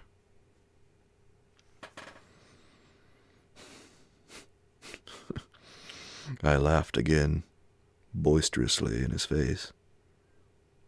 But this time there was impatience, and a strain of anger, too, in my feeling.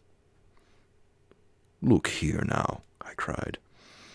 "This place is quite queer enough, without going out of our way to imagine things.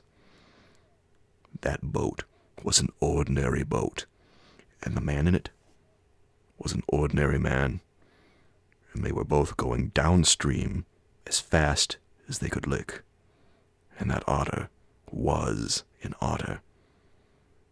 So let's play the fool about it." He looked at me steadily, with the same grave expression. He was not in the least annoyed. I took courage from his silence.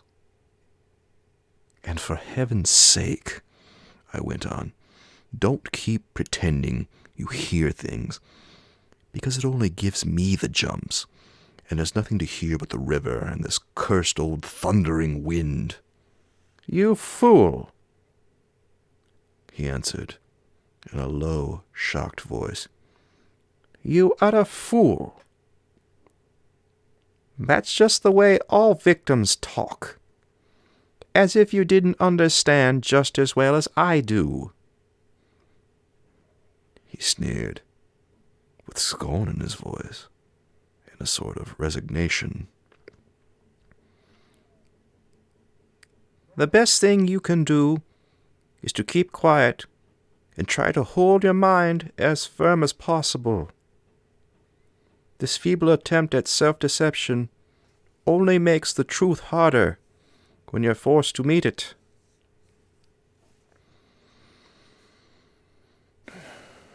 My little effort was over, and I found nothing more to say, for I knew quite well his words were true, and that I was the fool, not he.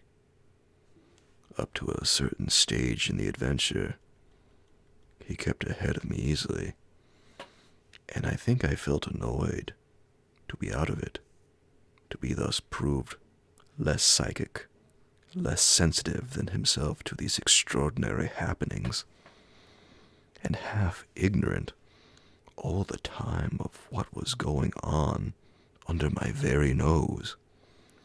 He knew from the very beginning, apparently.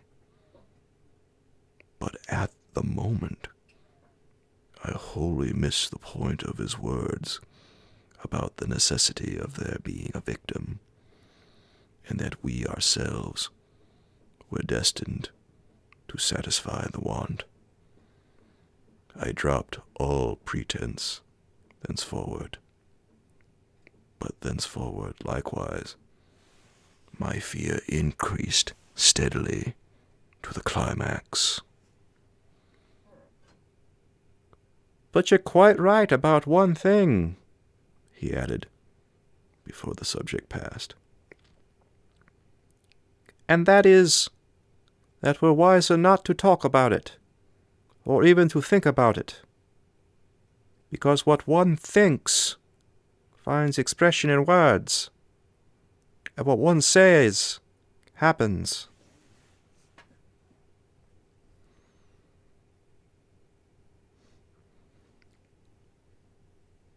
That afternoon, while the canoe dried and hardened,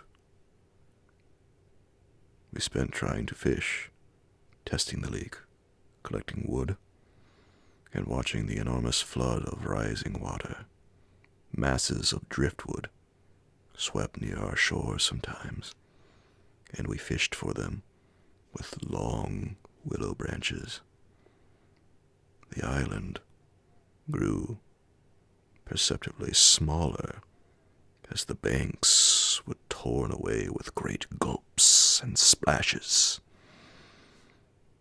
The weather kept brilliantly fine till about 4 o'clock, and then, for the first time for 3 days, the wind showed signs of abating. The weather kept brilliantly fine till about 4 o'clock, and then, for the first time for 3 days, the wind showed signs of abating. Clouds began to gather in the southwest, spreading thence slowly over the sky. This lessening of the wind came as a great relief, for the incessant roaring, banging, and thundering had irritated our nerves. Yet the silence that came about 5 o'clock, with its sudden cessation, was in a manner quite as oppressive. The booming of the river had everything in its own way then. It filled the air with deep murmurs, more musical than the wind noises, but infinitely more monotonous. The wind held many more notes, rising, falling always, beating out some sort of great elemental tune, whereas the river's song lay between 3 notes at most, dull pedal notes that held a lugubrious quality foreign to the wind, and somehow seemed to me, in my then nervous state, to sound wonderfully well the music of doom. It was extraordinary, too, how the withdrawal suddenly of bright sunlight took everything out of the landscape that made for cheerfulness. And since this particular landscape had already managed to convey the suggestion of something sinister, the change, of course, was all the more unwelcome and noticeable. For me, I know, the darkening outlook became distinctly more alarming, and I found myself more than once calculating how soon after sunset the full moon would get up in the east, and whether the gathering clouds would greatly interfere with her lighting of the little island. With this general hush of the wind, though it still indulged in occasional brief gusts, the river seemed to me to grow blacker, the willows to stand more densely together. The latter, too, kept up a sort of independent movement of their own, rustling among themselves when no wind stirred, and shaking oddly from the roots upwards. When common objects in this way become charged with the suggestion of horror, they stimulate the imagination far more than things of unusual appearance. And these bushes, crowding huddled about us, assumed for me, in the darkness, a bizarre grotesquerie of appearance that lent to them somehow the aspect of purposeful and living creatures. Their very ordinariness, I felt, masked what was malignant and hostile to us. The forces of the region drew nearer with the coming of night. They were focusing upon our island, and more particularly upon ourselves. For thus, somehow, in the terms of the imagination, did my really indescribable sensations in this extraordinary place present themselves. I had slept a good deal in the early afternoon, and had thus recovered somewhat from the exhaustion of a disturbed night. But this only served apparently to render me more susceptible than before to the obsessing spell of the haunting. I fought against it, laughing at my feelings as absurd and childish, with very obvious physiological explanations, yet in spite of every effort, they gained in strength upon me, so that I dreaded the night, as a child lost in a forest must dread the approach of darkness. The canoe we had carefully covered with a waterproof sheet during the day, and the one remaining paddle had been securely tied by the Swede to the base of a tree, lest the wind should rob us of that, too. From 5 o'clock onwards, I busied myself with the stew pot and preparations for dinner, it being my turn to cook that night. We had potatoes, onions, bits of bacon fat to add flavor, and a general thick residue from former stews at the bottom of the pot, with black bread broken up into it. The result was most excellent, and it was followed by a stew of plums and sugar and a brew of strong tea with dried milk. A good pile of wood lay close at hand, and the absence of wind made my duties easy.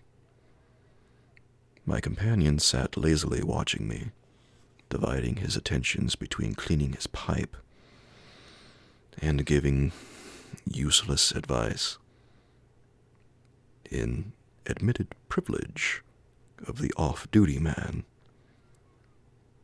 He had been very quiet all the afternoon, engaged in recalking the canoe, strengthening the tent ropes, and fishing for driftwood while I slept. No more talk about undesirable things had passed between us, and I think his only remarks had to do with the gradual destruction of the island, which he declared was not fully a third smaller than when we first landed. The pot had just begun to bubble when I heard his voice calling to me from the bank, where he had wandered away without my noticing. I ran up.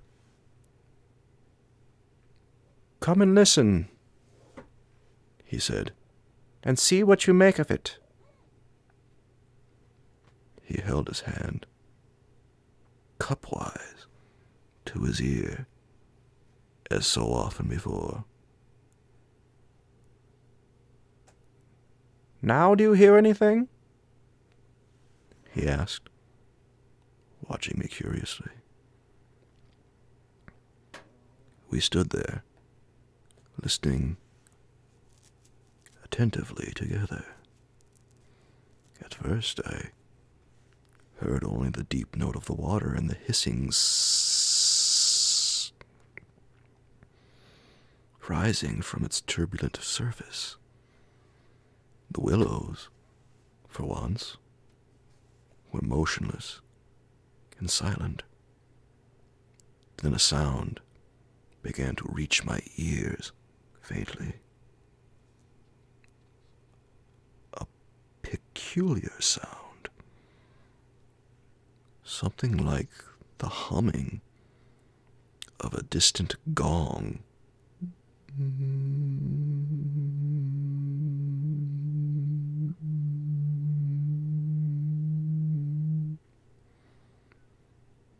It seemed to come across to us in the darkness from the waste of swamps and willows opposite. It was repeated at regular intervals, but it was certainly neither the sound of a bell nor the hooting of a distant steamer.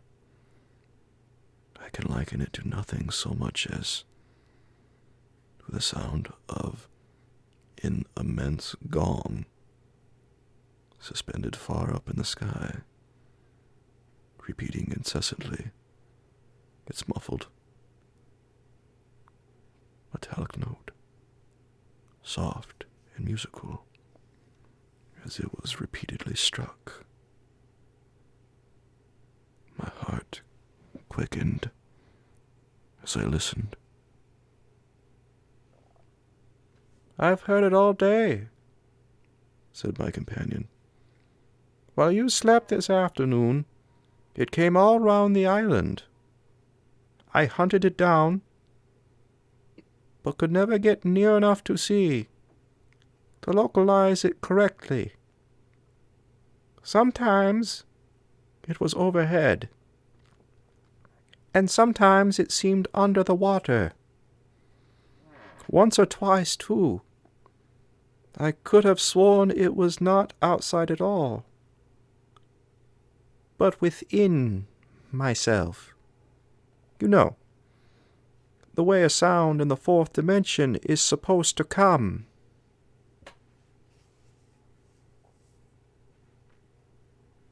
I was much too puzzled to pay much attention to his words. I listened carefully, striving to associate it with any known familiar sound I could think of, but without success. It changed in the direction, too, coming nearer, and then sinking utterly away into a remote distance. I cannot say that it was ominous in quality, because to me it seemed distinctly musical. Yet, I must admit, it set going a distressing feeling that made me wish I had never heard it. "The wind blowing in those sand funnels," I said, determined to find an explanation. "Or the bushes rubbing together after the storm, perhaps." "It comes off the whole swamp," my friend answered. "It comes from everywhere at once." He ignored my explanations. "It comes from the willow bushes somehow."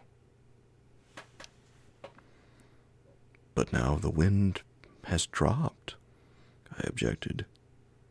"The willows can hardly make a noise by themselves, can they?"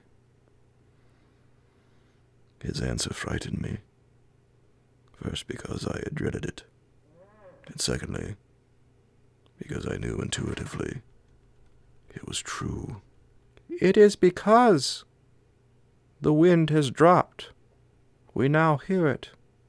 It was drowned before. It is the cry, I believe, of the—" I dashed back to my fire, warned by the sound of bubbling that the stew was in danger, but determined at the same time to escape further conversation. I was resolute, if possible, to avoid the exchanging of views. I dreaded, too, that he would begin about the gods, or the elemental forces, or something else disquieting, and I wanted to keep myself well in hand for what might happen later.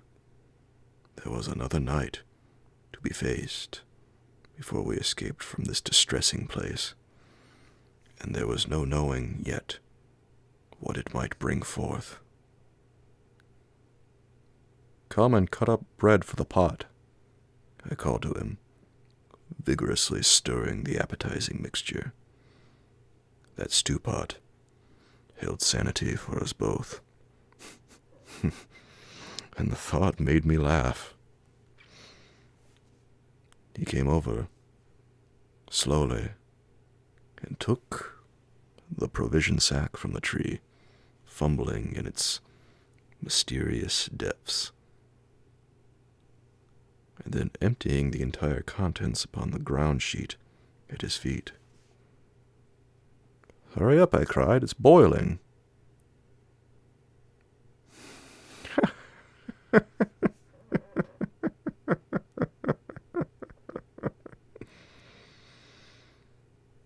The Swede burst out into a roar of laughter that startled me. It was forced laughter, not artificial exactly, but mirthless.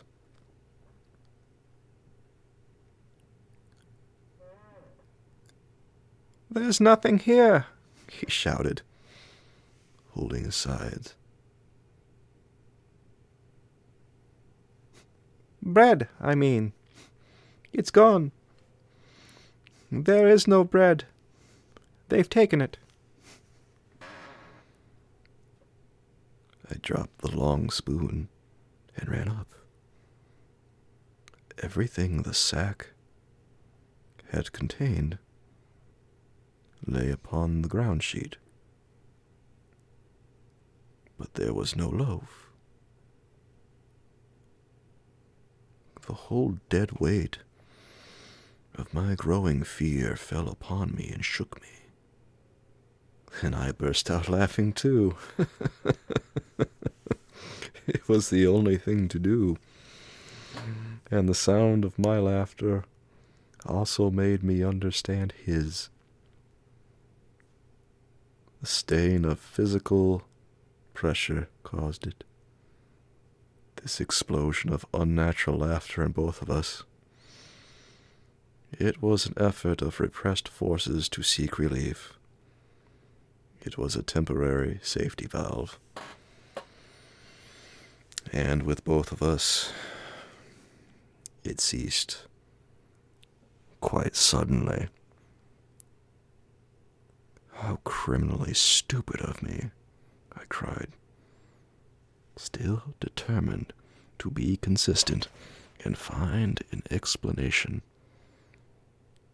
I clean forgot to buy a loaf at Pressburg. That chattering woman put everything out of my head, and I must have left it lying on the counter, or... "The oatmeal, too, is much less than it was this morning," the Swede interrupted. Why in the world need he draw attention to it? I thought, angrily. There's enough for tomorrow, I said, stirring vigorously. And we can get lots more at Comorn or Gran. In 24 hours, we shall be miles from here. "I hope so. To God," he muttered, putting the things back into the sack. "Unless we're claimed first, as victims for the sacrifice," he added, with a foolish laugh.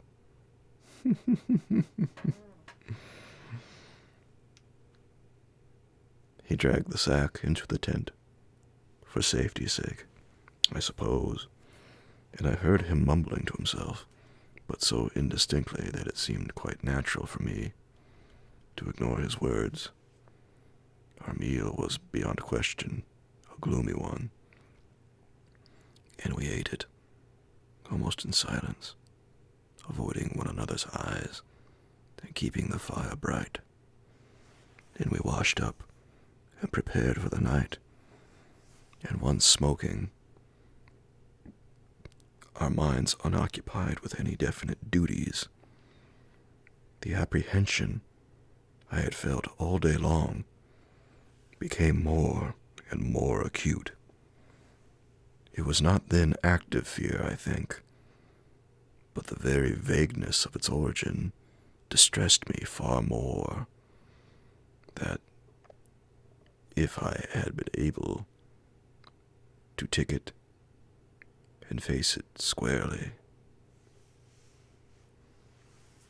The curious sound I have likened to the note of a gong now became almost incessant.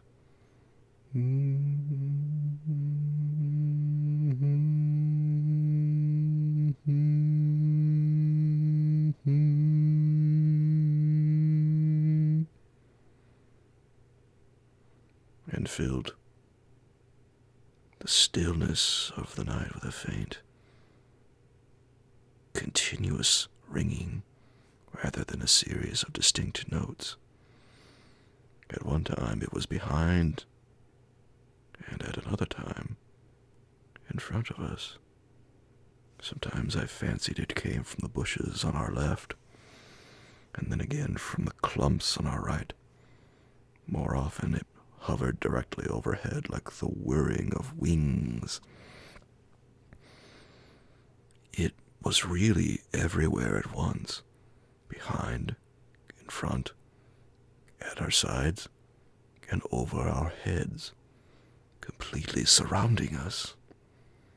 The sound really defies description, but nothing within my knowledge is like that ceaseless, muffled humming rising off the deserted world of swamps and willows.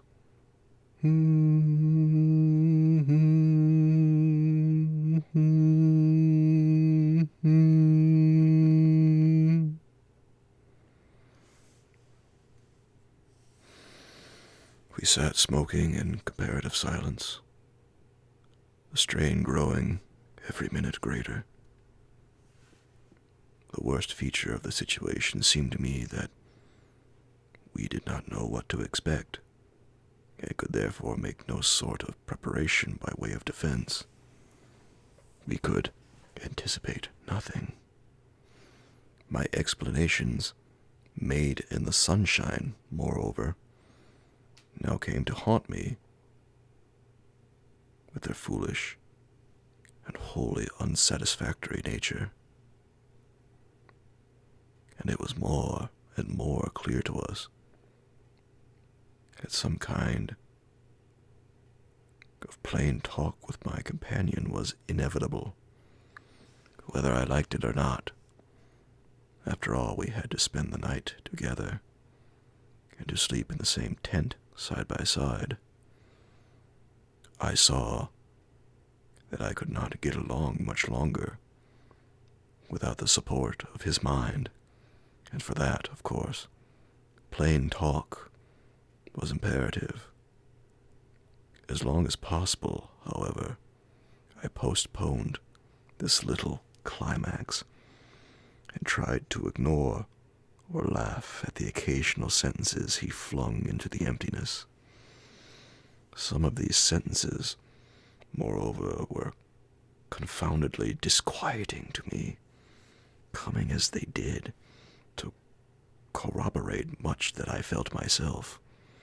Corroboration, too, which made it so much more convincing from a totally different point of view.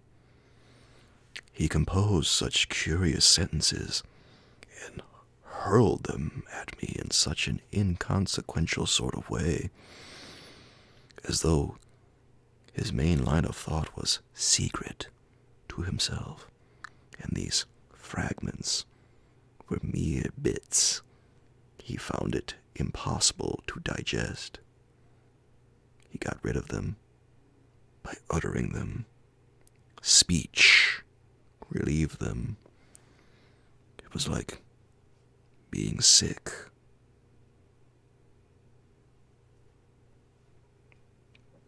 There are things about us, I'm sure, that make for disorder, disintegration, destruction. Our destruction, he said once, while the fire blazed between us. We've strayed out of a safe line somewhere. And another time, when the gong sounds had come nearer, ringing much louder than before, and directly over our heads, he said as though talking to himself, I don't think a gramophone would show any record of that. The sound doesn't come to me by the ears at all. The vibrations reach me in another manner altogether, and seem to be within me, which is precisely how a fourth-dimensional sound might be supposed to make itself heard. I purposely made no reply to this, but I sat up a little closer to the fire and peered about me into the darkness. The clouds were massed all over the sky, and no trace of moonlight came through. Very still, too, everything was, so that the river and the frogs had things all their own way. It has that about it, He went on, which is utterly out of common experience. It is unknown.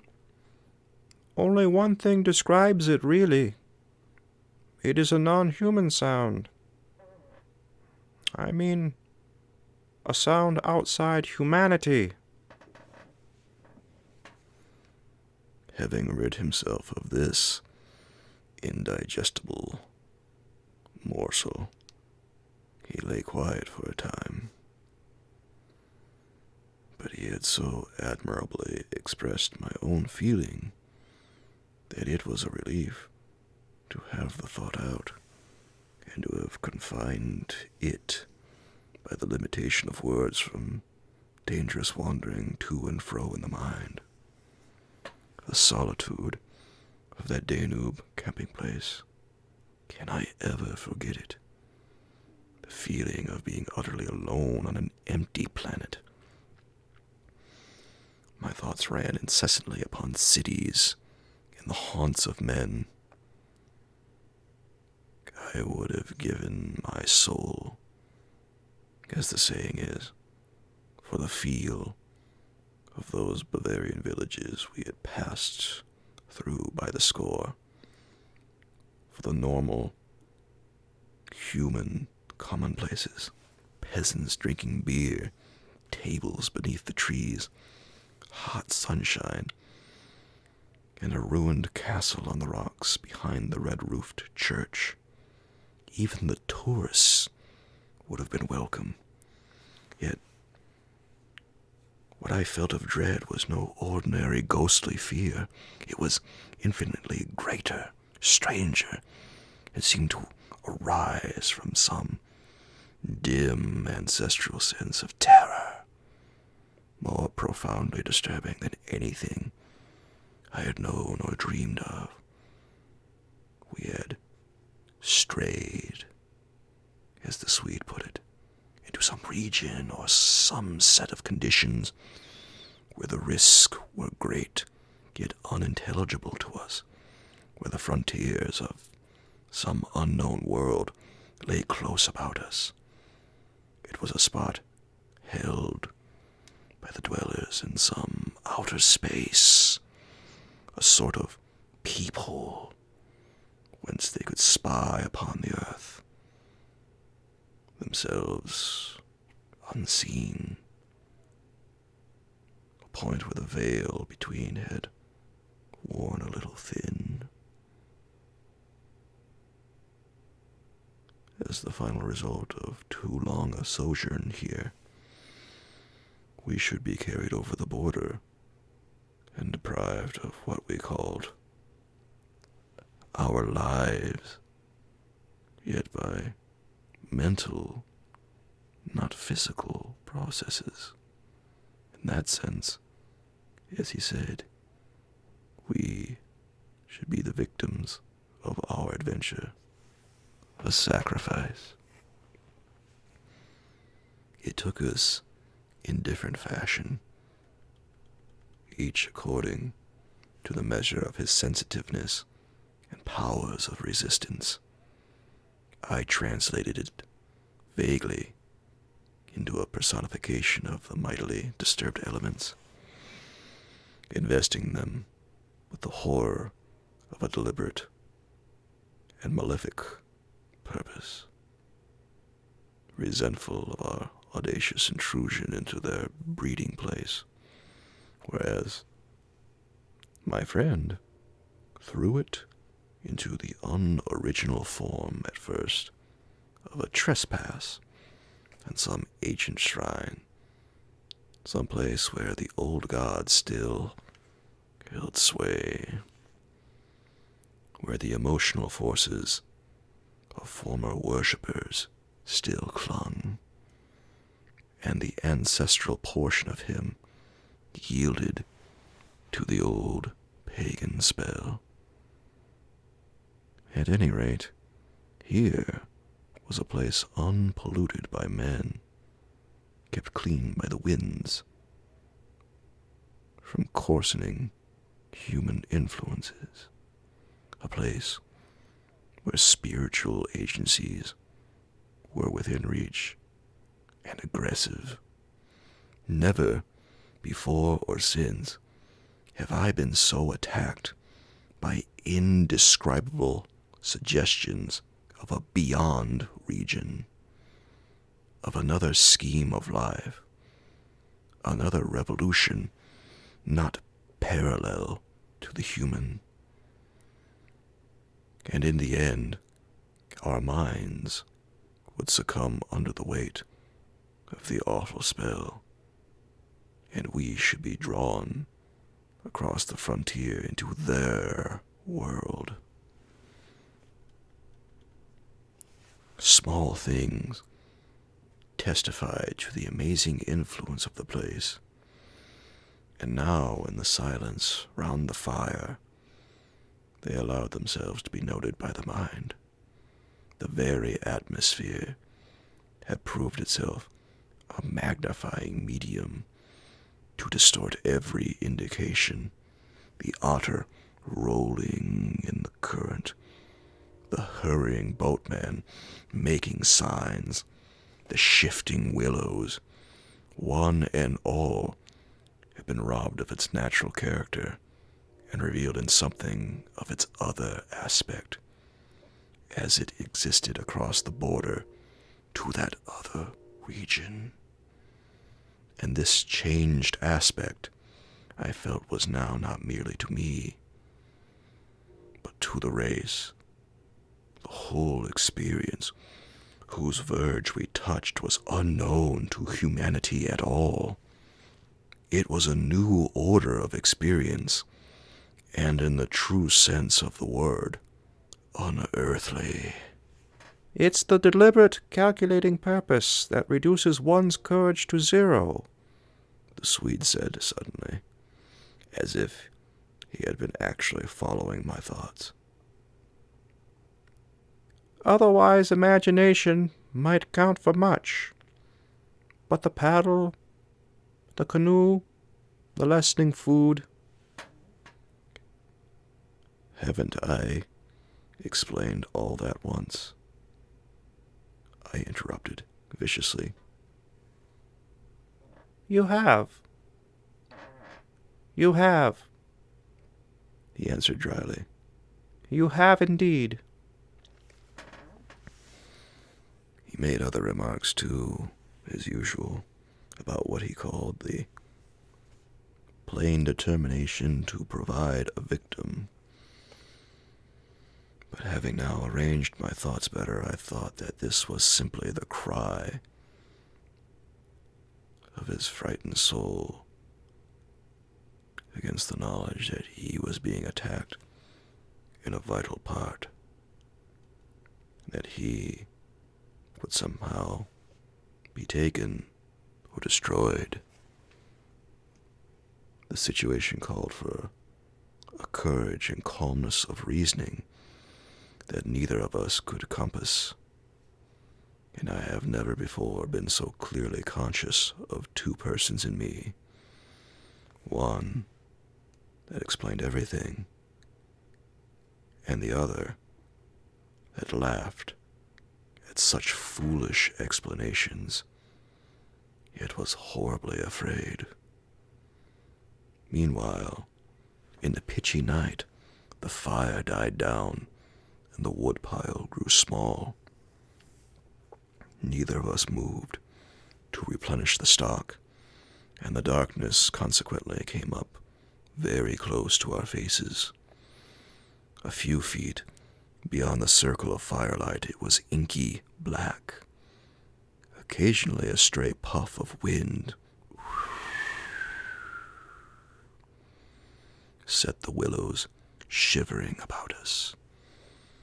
But apart from this not very welcome sound, a deep and depressing silence reigned, broken only by the gurgling of the river and the humming in the air overhead.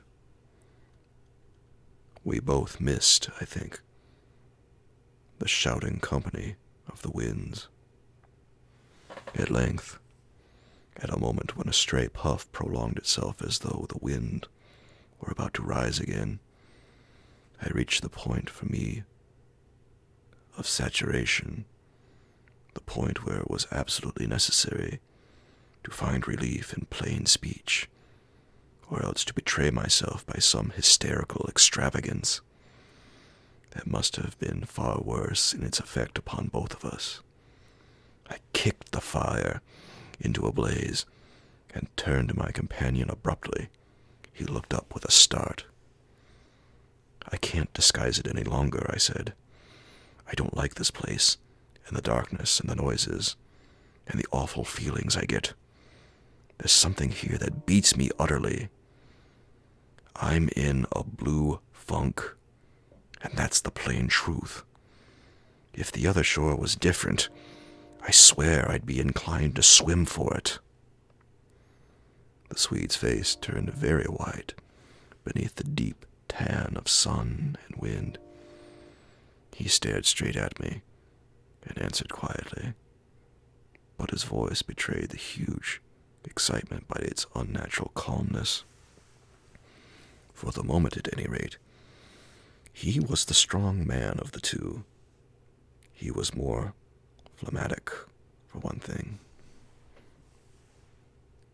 "It's not a physical condition we can escape from by running away," he replied, in the tone of a doctor diagnosing some grave disease. "We must sit tight and wait. There are forces close here that could kill a herd of elephants in a second as easily as you or I could squash a fly. Our only chance is to keep perfectly still. Our insignificance, perhaps, may save us." I put a dozen questions into my expression of face, but found no words. It was precisely like listening to an accurate description of a disease whose symptoms had puzzled me.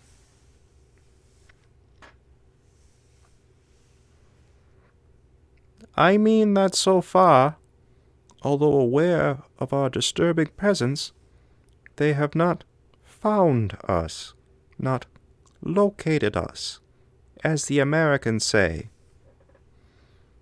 he went on. They're blundering about like men hunting for a leak of gas.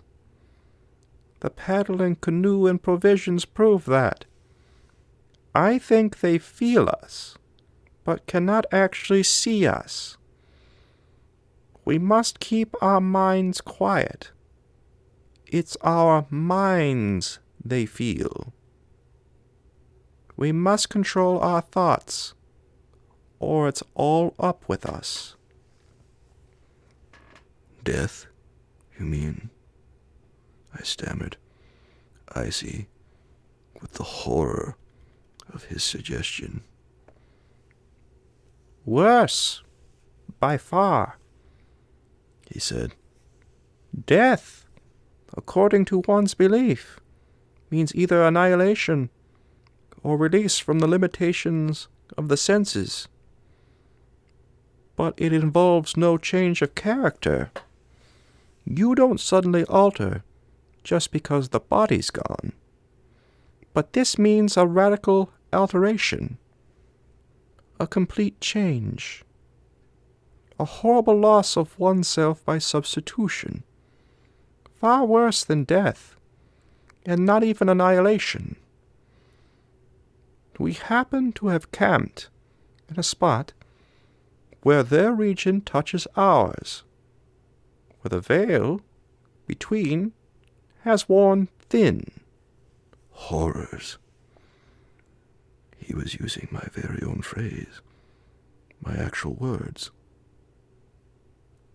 So that they are aware of our being in their neighborhood. But who are aware? I asked. I forgot the shaking of the willows and the windless calm, the humming overhead, everything except that I was waiting for an answer that I dreaded more than I can possibly explain. He lowered his voice at once to reply, leaning forward a little over the fire, an indefinable change in his face that made me avoid his eyes and look down upon the ground. All my life, he said,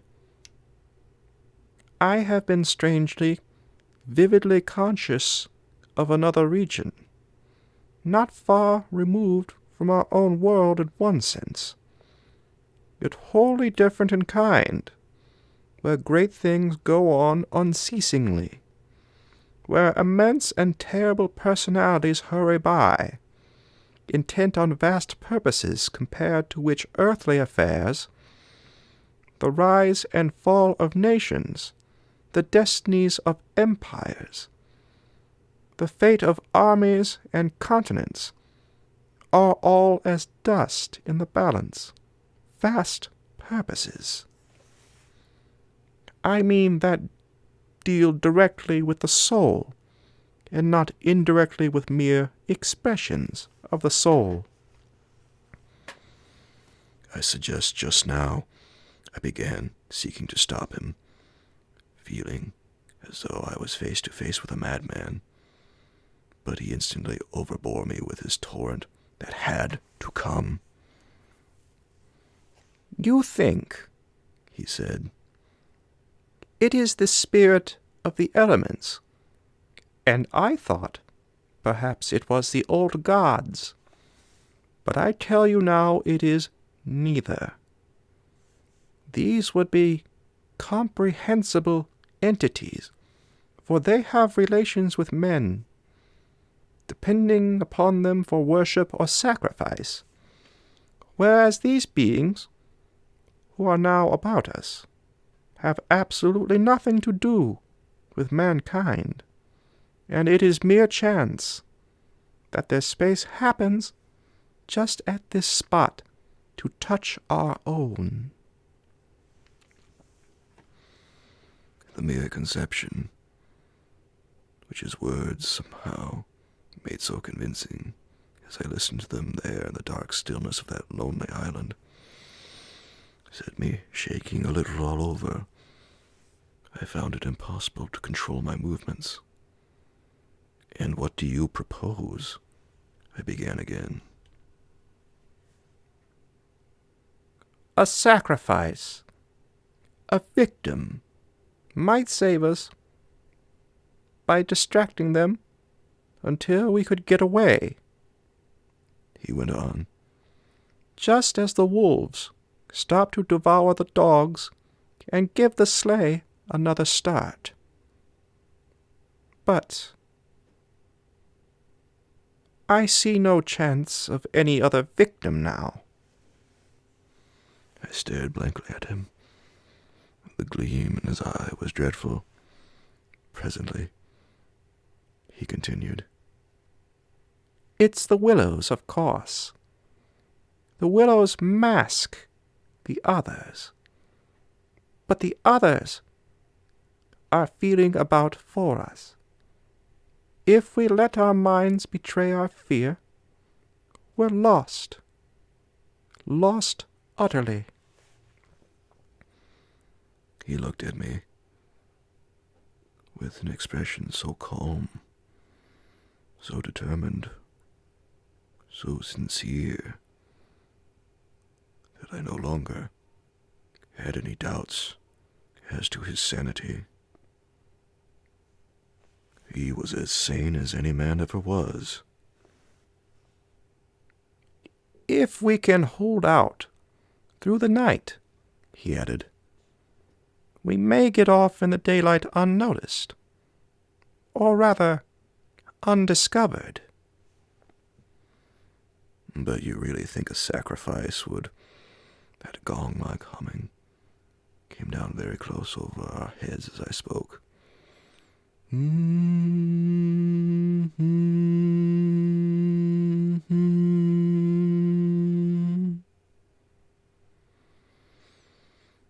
But it was my friend's scared face that really stopped my mouth. "Hush," he whispered, holding up his hand. "Do not mention them more than you can help. Do not refer to them by name. To name is to reveal. It is the inevitable clue, and our only hope lies in ignoring them, in order that they may ignore us." Even in thought? He was extraordinarily agitated. "Especially in thought. Our thoughts make spirals in this world. We must keep them out of our minds at all costs, if possible." I raked the fire together to prevent the darkness having everything its own way. I never longed for the sun as I longed for it then, in the awful blackness of that summer night.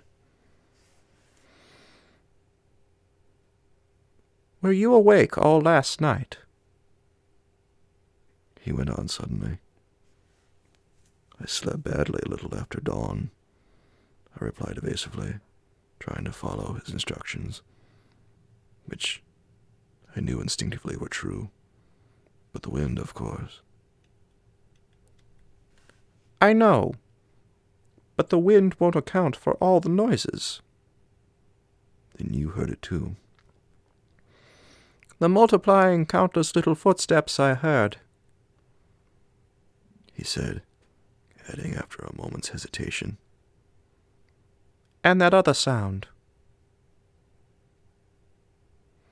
You mean the tent, and the pressing down upon us of something tremendous, gigantic.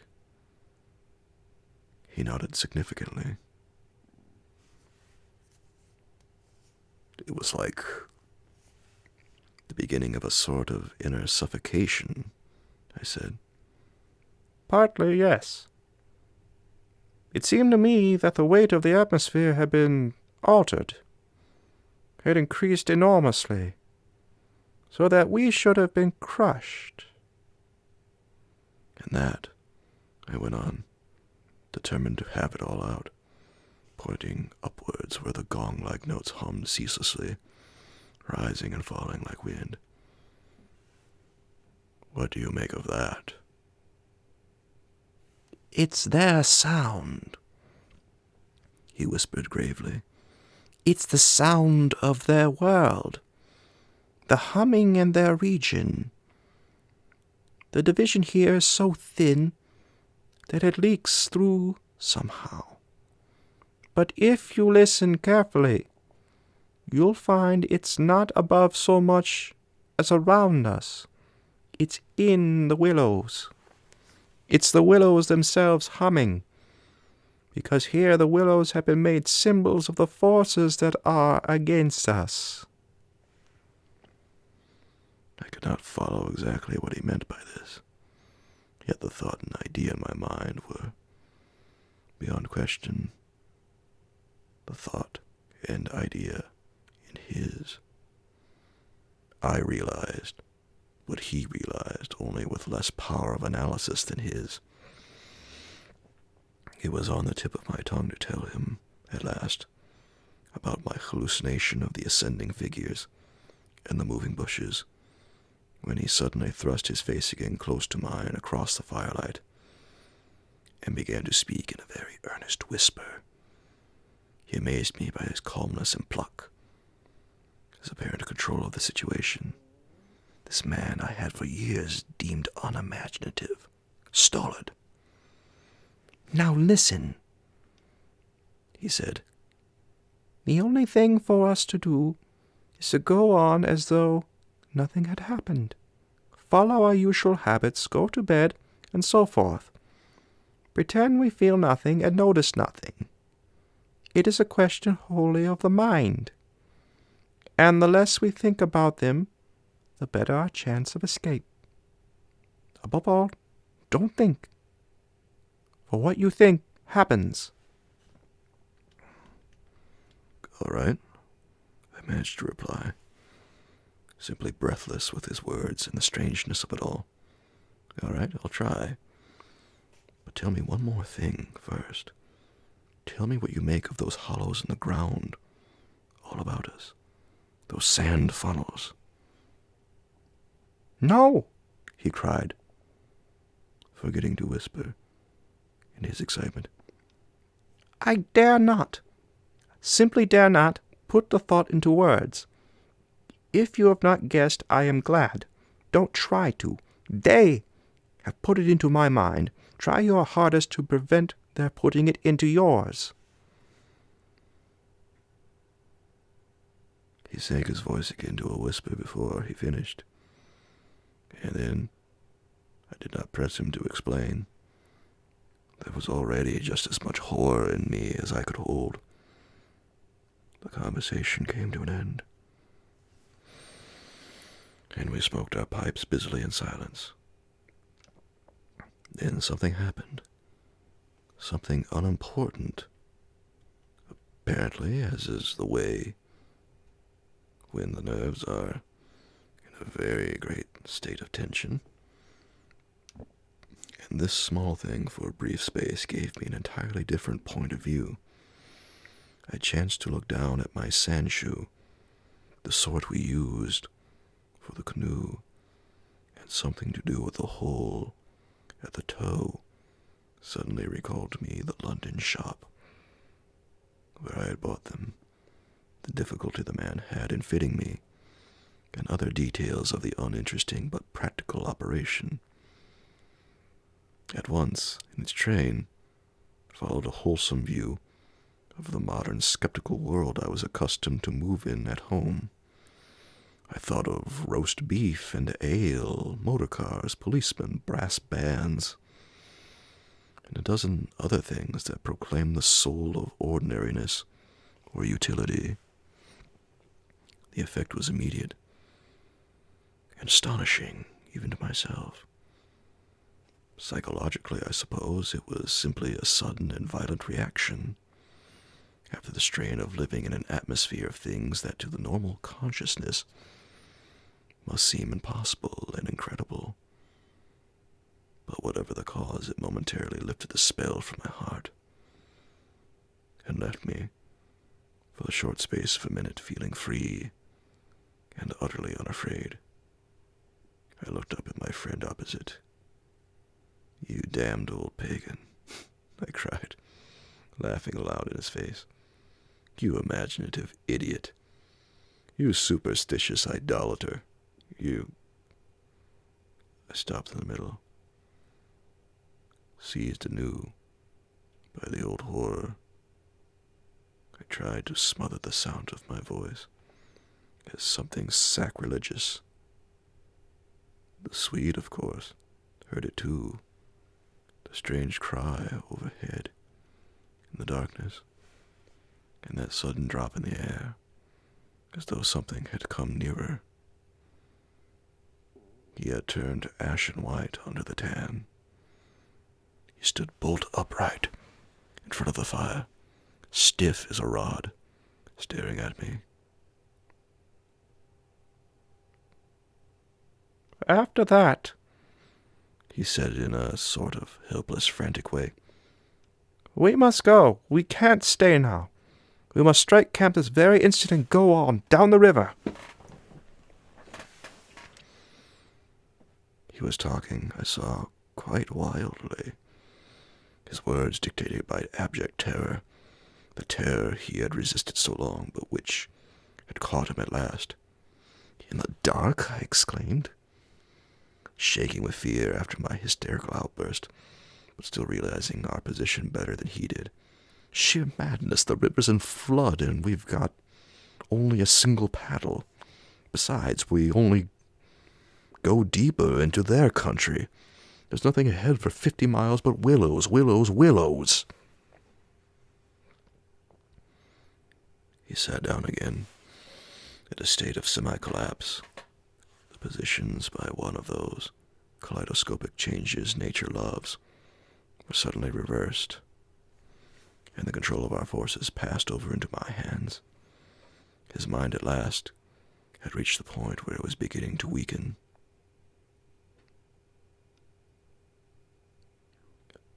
"What on earth possessed you to do such a thing?"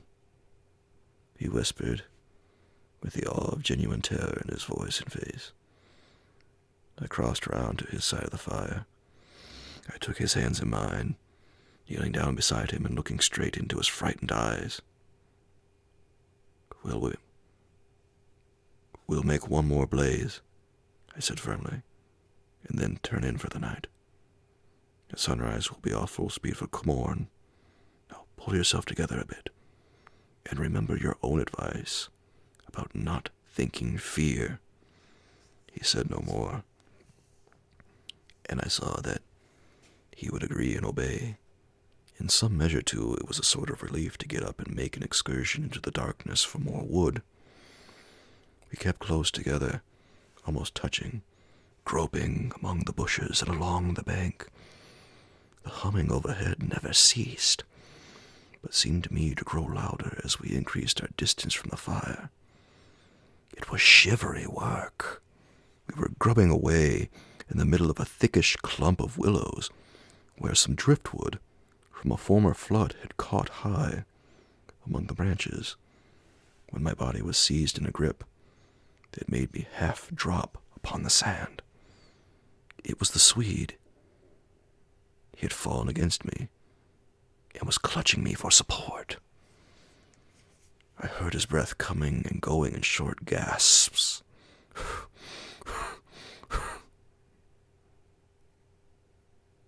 "Look, by my soul," he whispered, and for the first time in my experience, I knew what it was to hear tears of terror in a human voice. He was pointing to the fire, some 50 feet away. I followed the direction of his finger, and I swear my heart missed a beat. There, in front of the dim glow, something was moving. I saw through a veil that hung before my eyes like the gauze drop curtain used at the back of a theater, hazily a little. It was neither a human figure nor an animal. To me it gave the strange impression of being as large as several animals grouped together like horses, 2 or 3, moving slowly. The Swede, too, got a similar result, though expressing it differently, for he thought it was shaped and sized like a clump of willow bushes, rounded at the top, and moving all over its surface, coiling upon itself like smoke, he said afterwards. I watched it settle downwards, through the bushes, he sobbed at me. Look, by God, it's coming this way. Oh, oh. He gave a kind of whistling cry. They found us.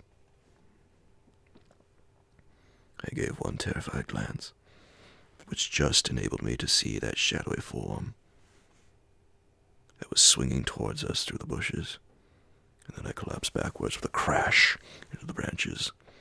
These failed, of course, to support my weight, so that with the Swede on top of me, we fell in a struggling heap upon the sand. I really hardly knew what was happening. I was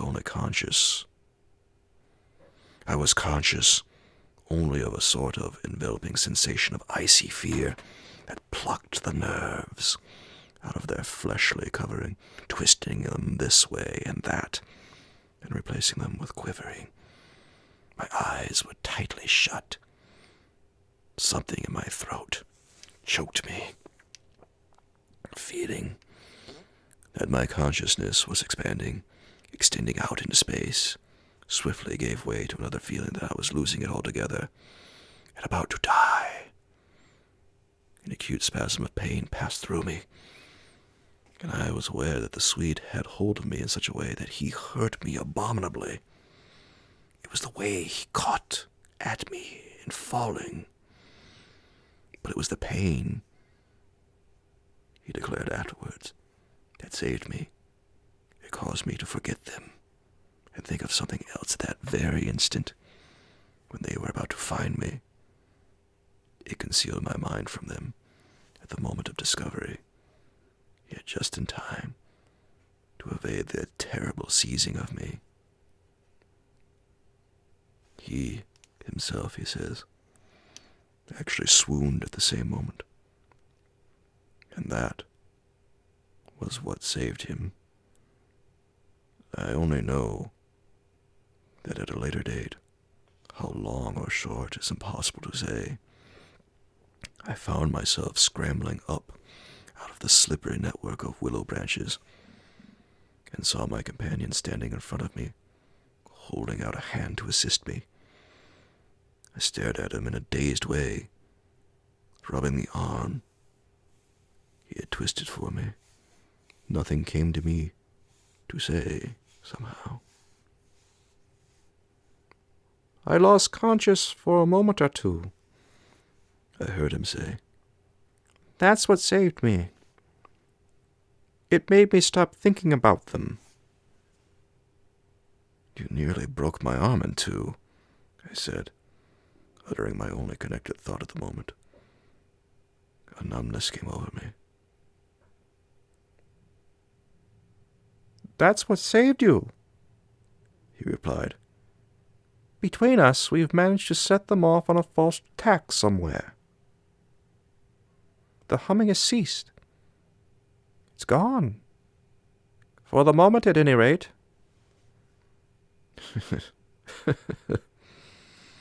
A wave of hysterical laughter seized me again, and this time spread to my friend, too.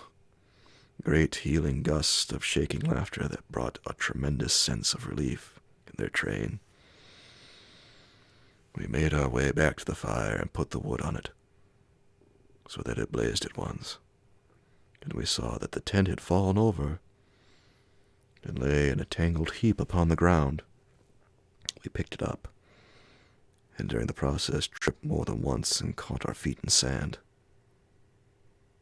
It's those sand funnels, exclaimed the Swede, and when the tent was up again, and the firelight lit up the ground for several yards about us. And look at the size of them.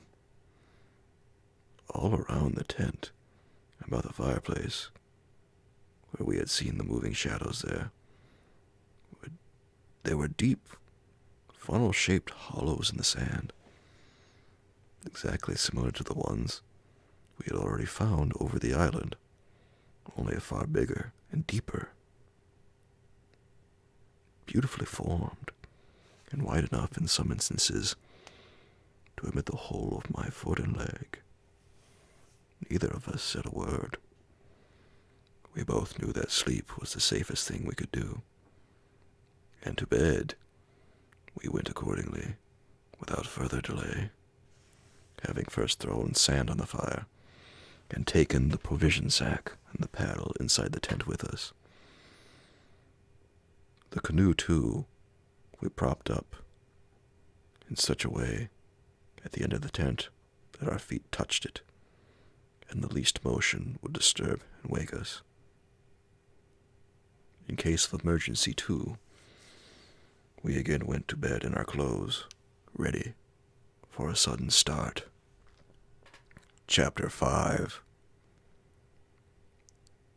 It was my firm intention to lie awake all night and watch, but the exhaustion of nerves and body decreed otherwise, and sleep after a while came over me with a welcome blanket of oblivion. The fact that my companion also slept quickened its approach. At first he fidgeted and constantly sat up, asking me if I heard this or heard that.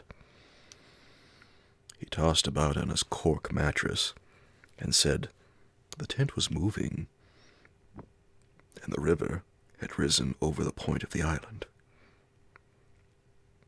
But each time I went out to look, I returned with the report that all was well, and finally he grew calmer and lay still. Then, at length, his breathing became regular, and I heard unmistakable sounds of snoring.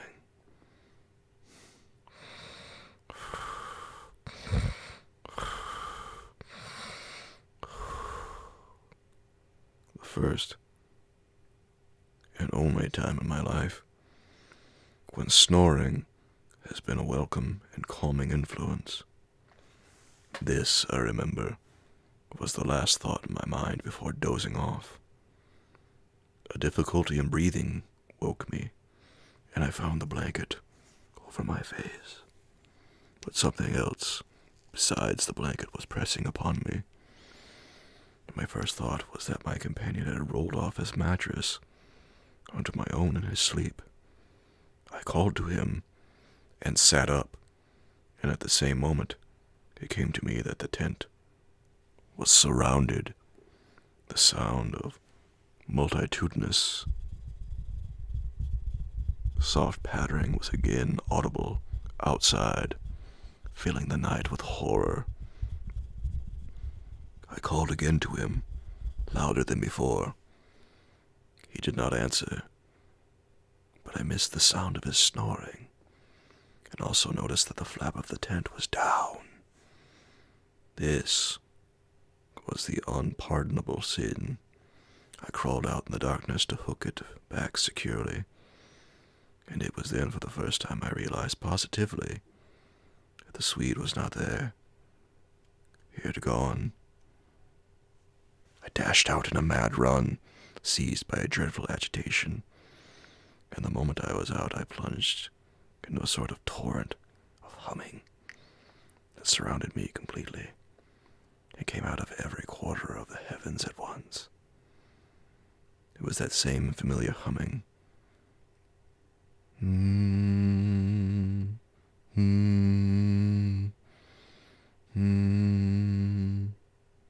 Gone mad. A swarm of great invisible bees might have been about me in the air. The sound seemed to thicken the very atmosphere, and I felt that my lungs worked with difficulty. But my friend was in danger, and I could not hesitate. The dawn was just about to break, and a faint whitish light spread upwards over the clouds from a thin strip of clear horizon. No wind stirred. I could just make out the bushes and the river beyond, and the pale sandy beaches. I could just make out the bushes and the river beyond, and the pale, sandy patches.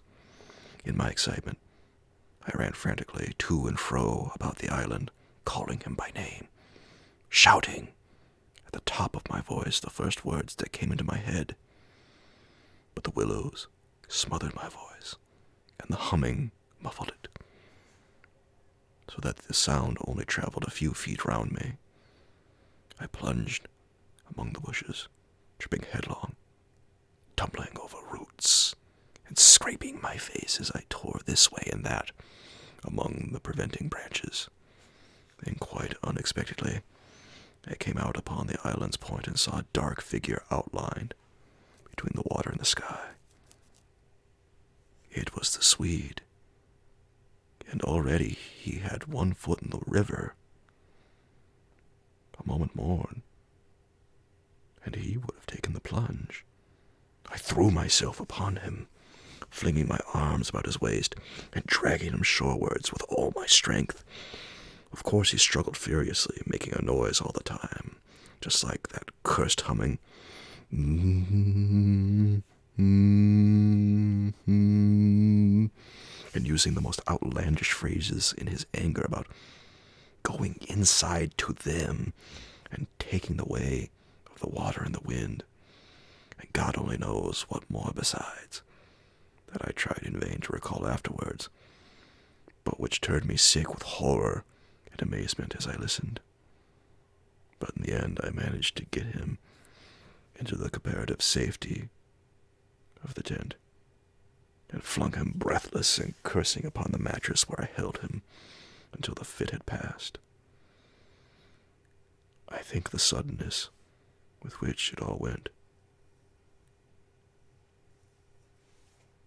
and he grew calm, coinciding as it did with the equally abrupt cessation of the humming and pattering outside.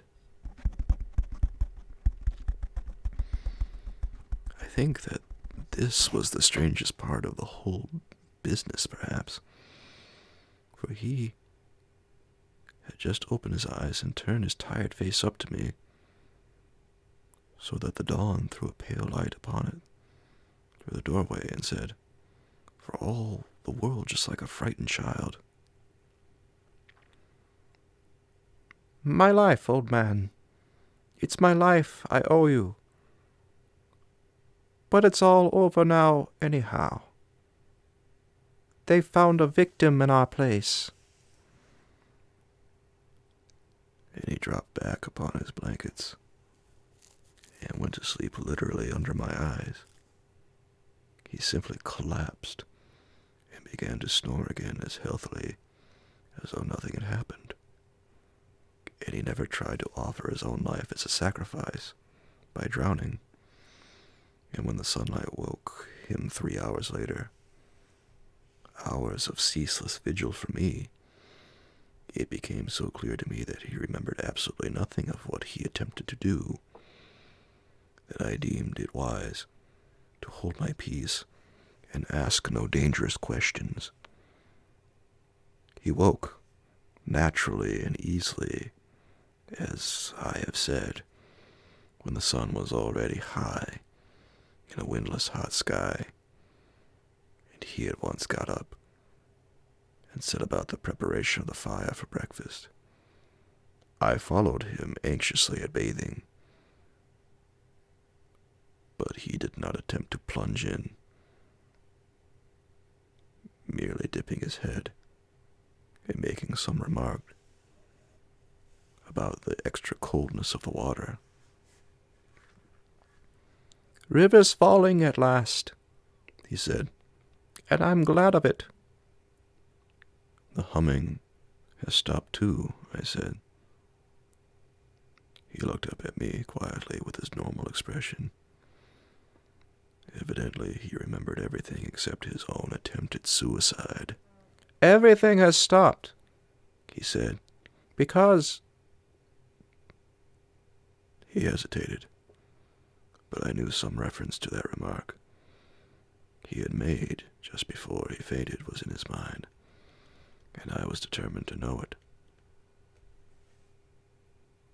"Because they've found another victim?" I said, forcing a little laugh.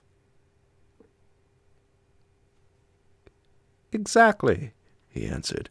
Exactly. I feel as positive of it as though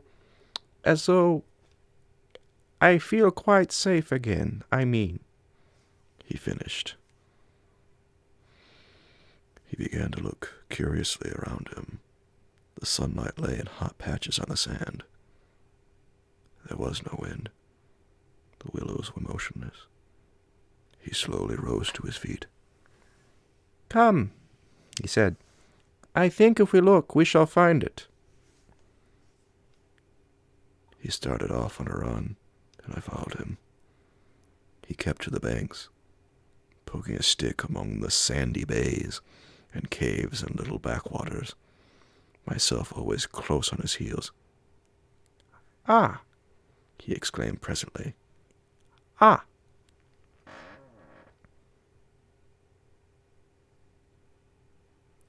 The tone of his voice somehow brought back to me a vivid sense of the horror of the last 24 hours, and I hurried up to join him. He was pointing with his stick at a large black object that lay half in the water and half on the sand. It appeared to be caught by some twisted willow roots, so that the river could not sweep it away. A few hours before, the spot must have been underwater. See? He said quietly. The victim that made our escape possible. And when I peered across his shoulder, I saw that his stick rested on the body of a man. He turned it over. It was the corpse of a peasant. The face was hidden in the sand. Clearly, the man had been drowned but a few hours before, and his body must have swept down upon our island somewhere about the hour of dawn, at the very time the fit had passed. We must give it a decent burial, you know. I suppose so, I replied. I shuddered a little in spite of myself, for there was something about the appearance of that poor drowned man that turned me cold. The Swede glanced up sharply at me, an undecipherable expression on his face, and began clambering down the bank. I followed him more leisurely. The current, I noticed, had torn away much of the clothing from the body, so that the neck and part of the chest lay bare. Halfway down the bank, my companion stopped suddenly and held up his hand in warning, but either my foot slipped or I had gained too much momentum to bring myself quickly to a halt, for I bumped into him and sent him forward with a sort of leap to save himself. We tumbled together on the hard sand so that our feet splashed into the water, and before anything could be done, we had collided a little, heavily, against the corpse. The Swede uttered a sharp cry, and I sprang back as if I had been shot. At the moment we touched the body, there arose from its surface the loud sound of humming.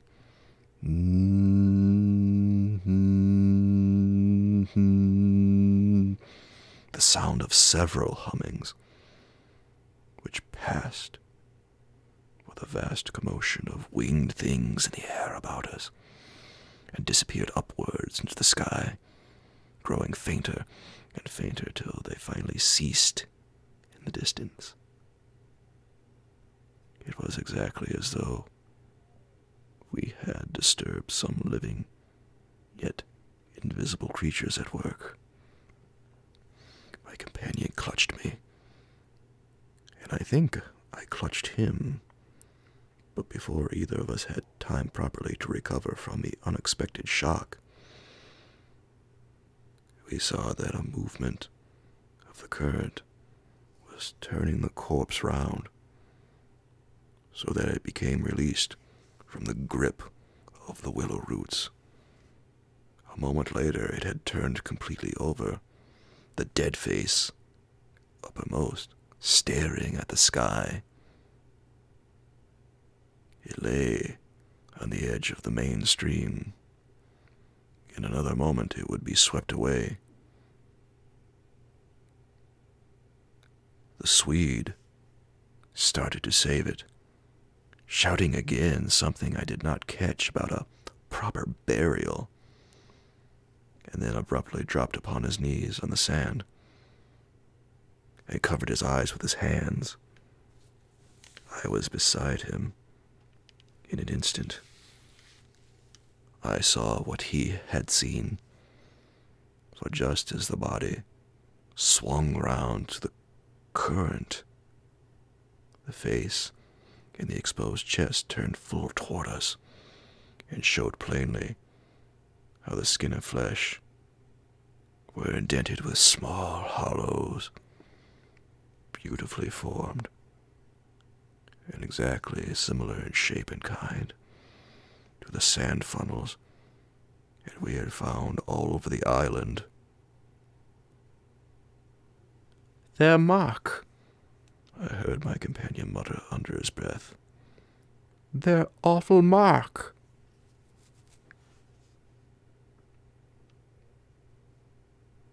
And when I turned my eyes again from his ghastly face to the river, the current had done its work, and the body had been swept away into midstream and was already beyond our reach and almost out of sight, turning over and over on the waves like an otter.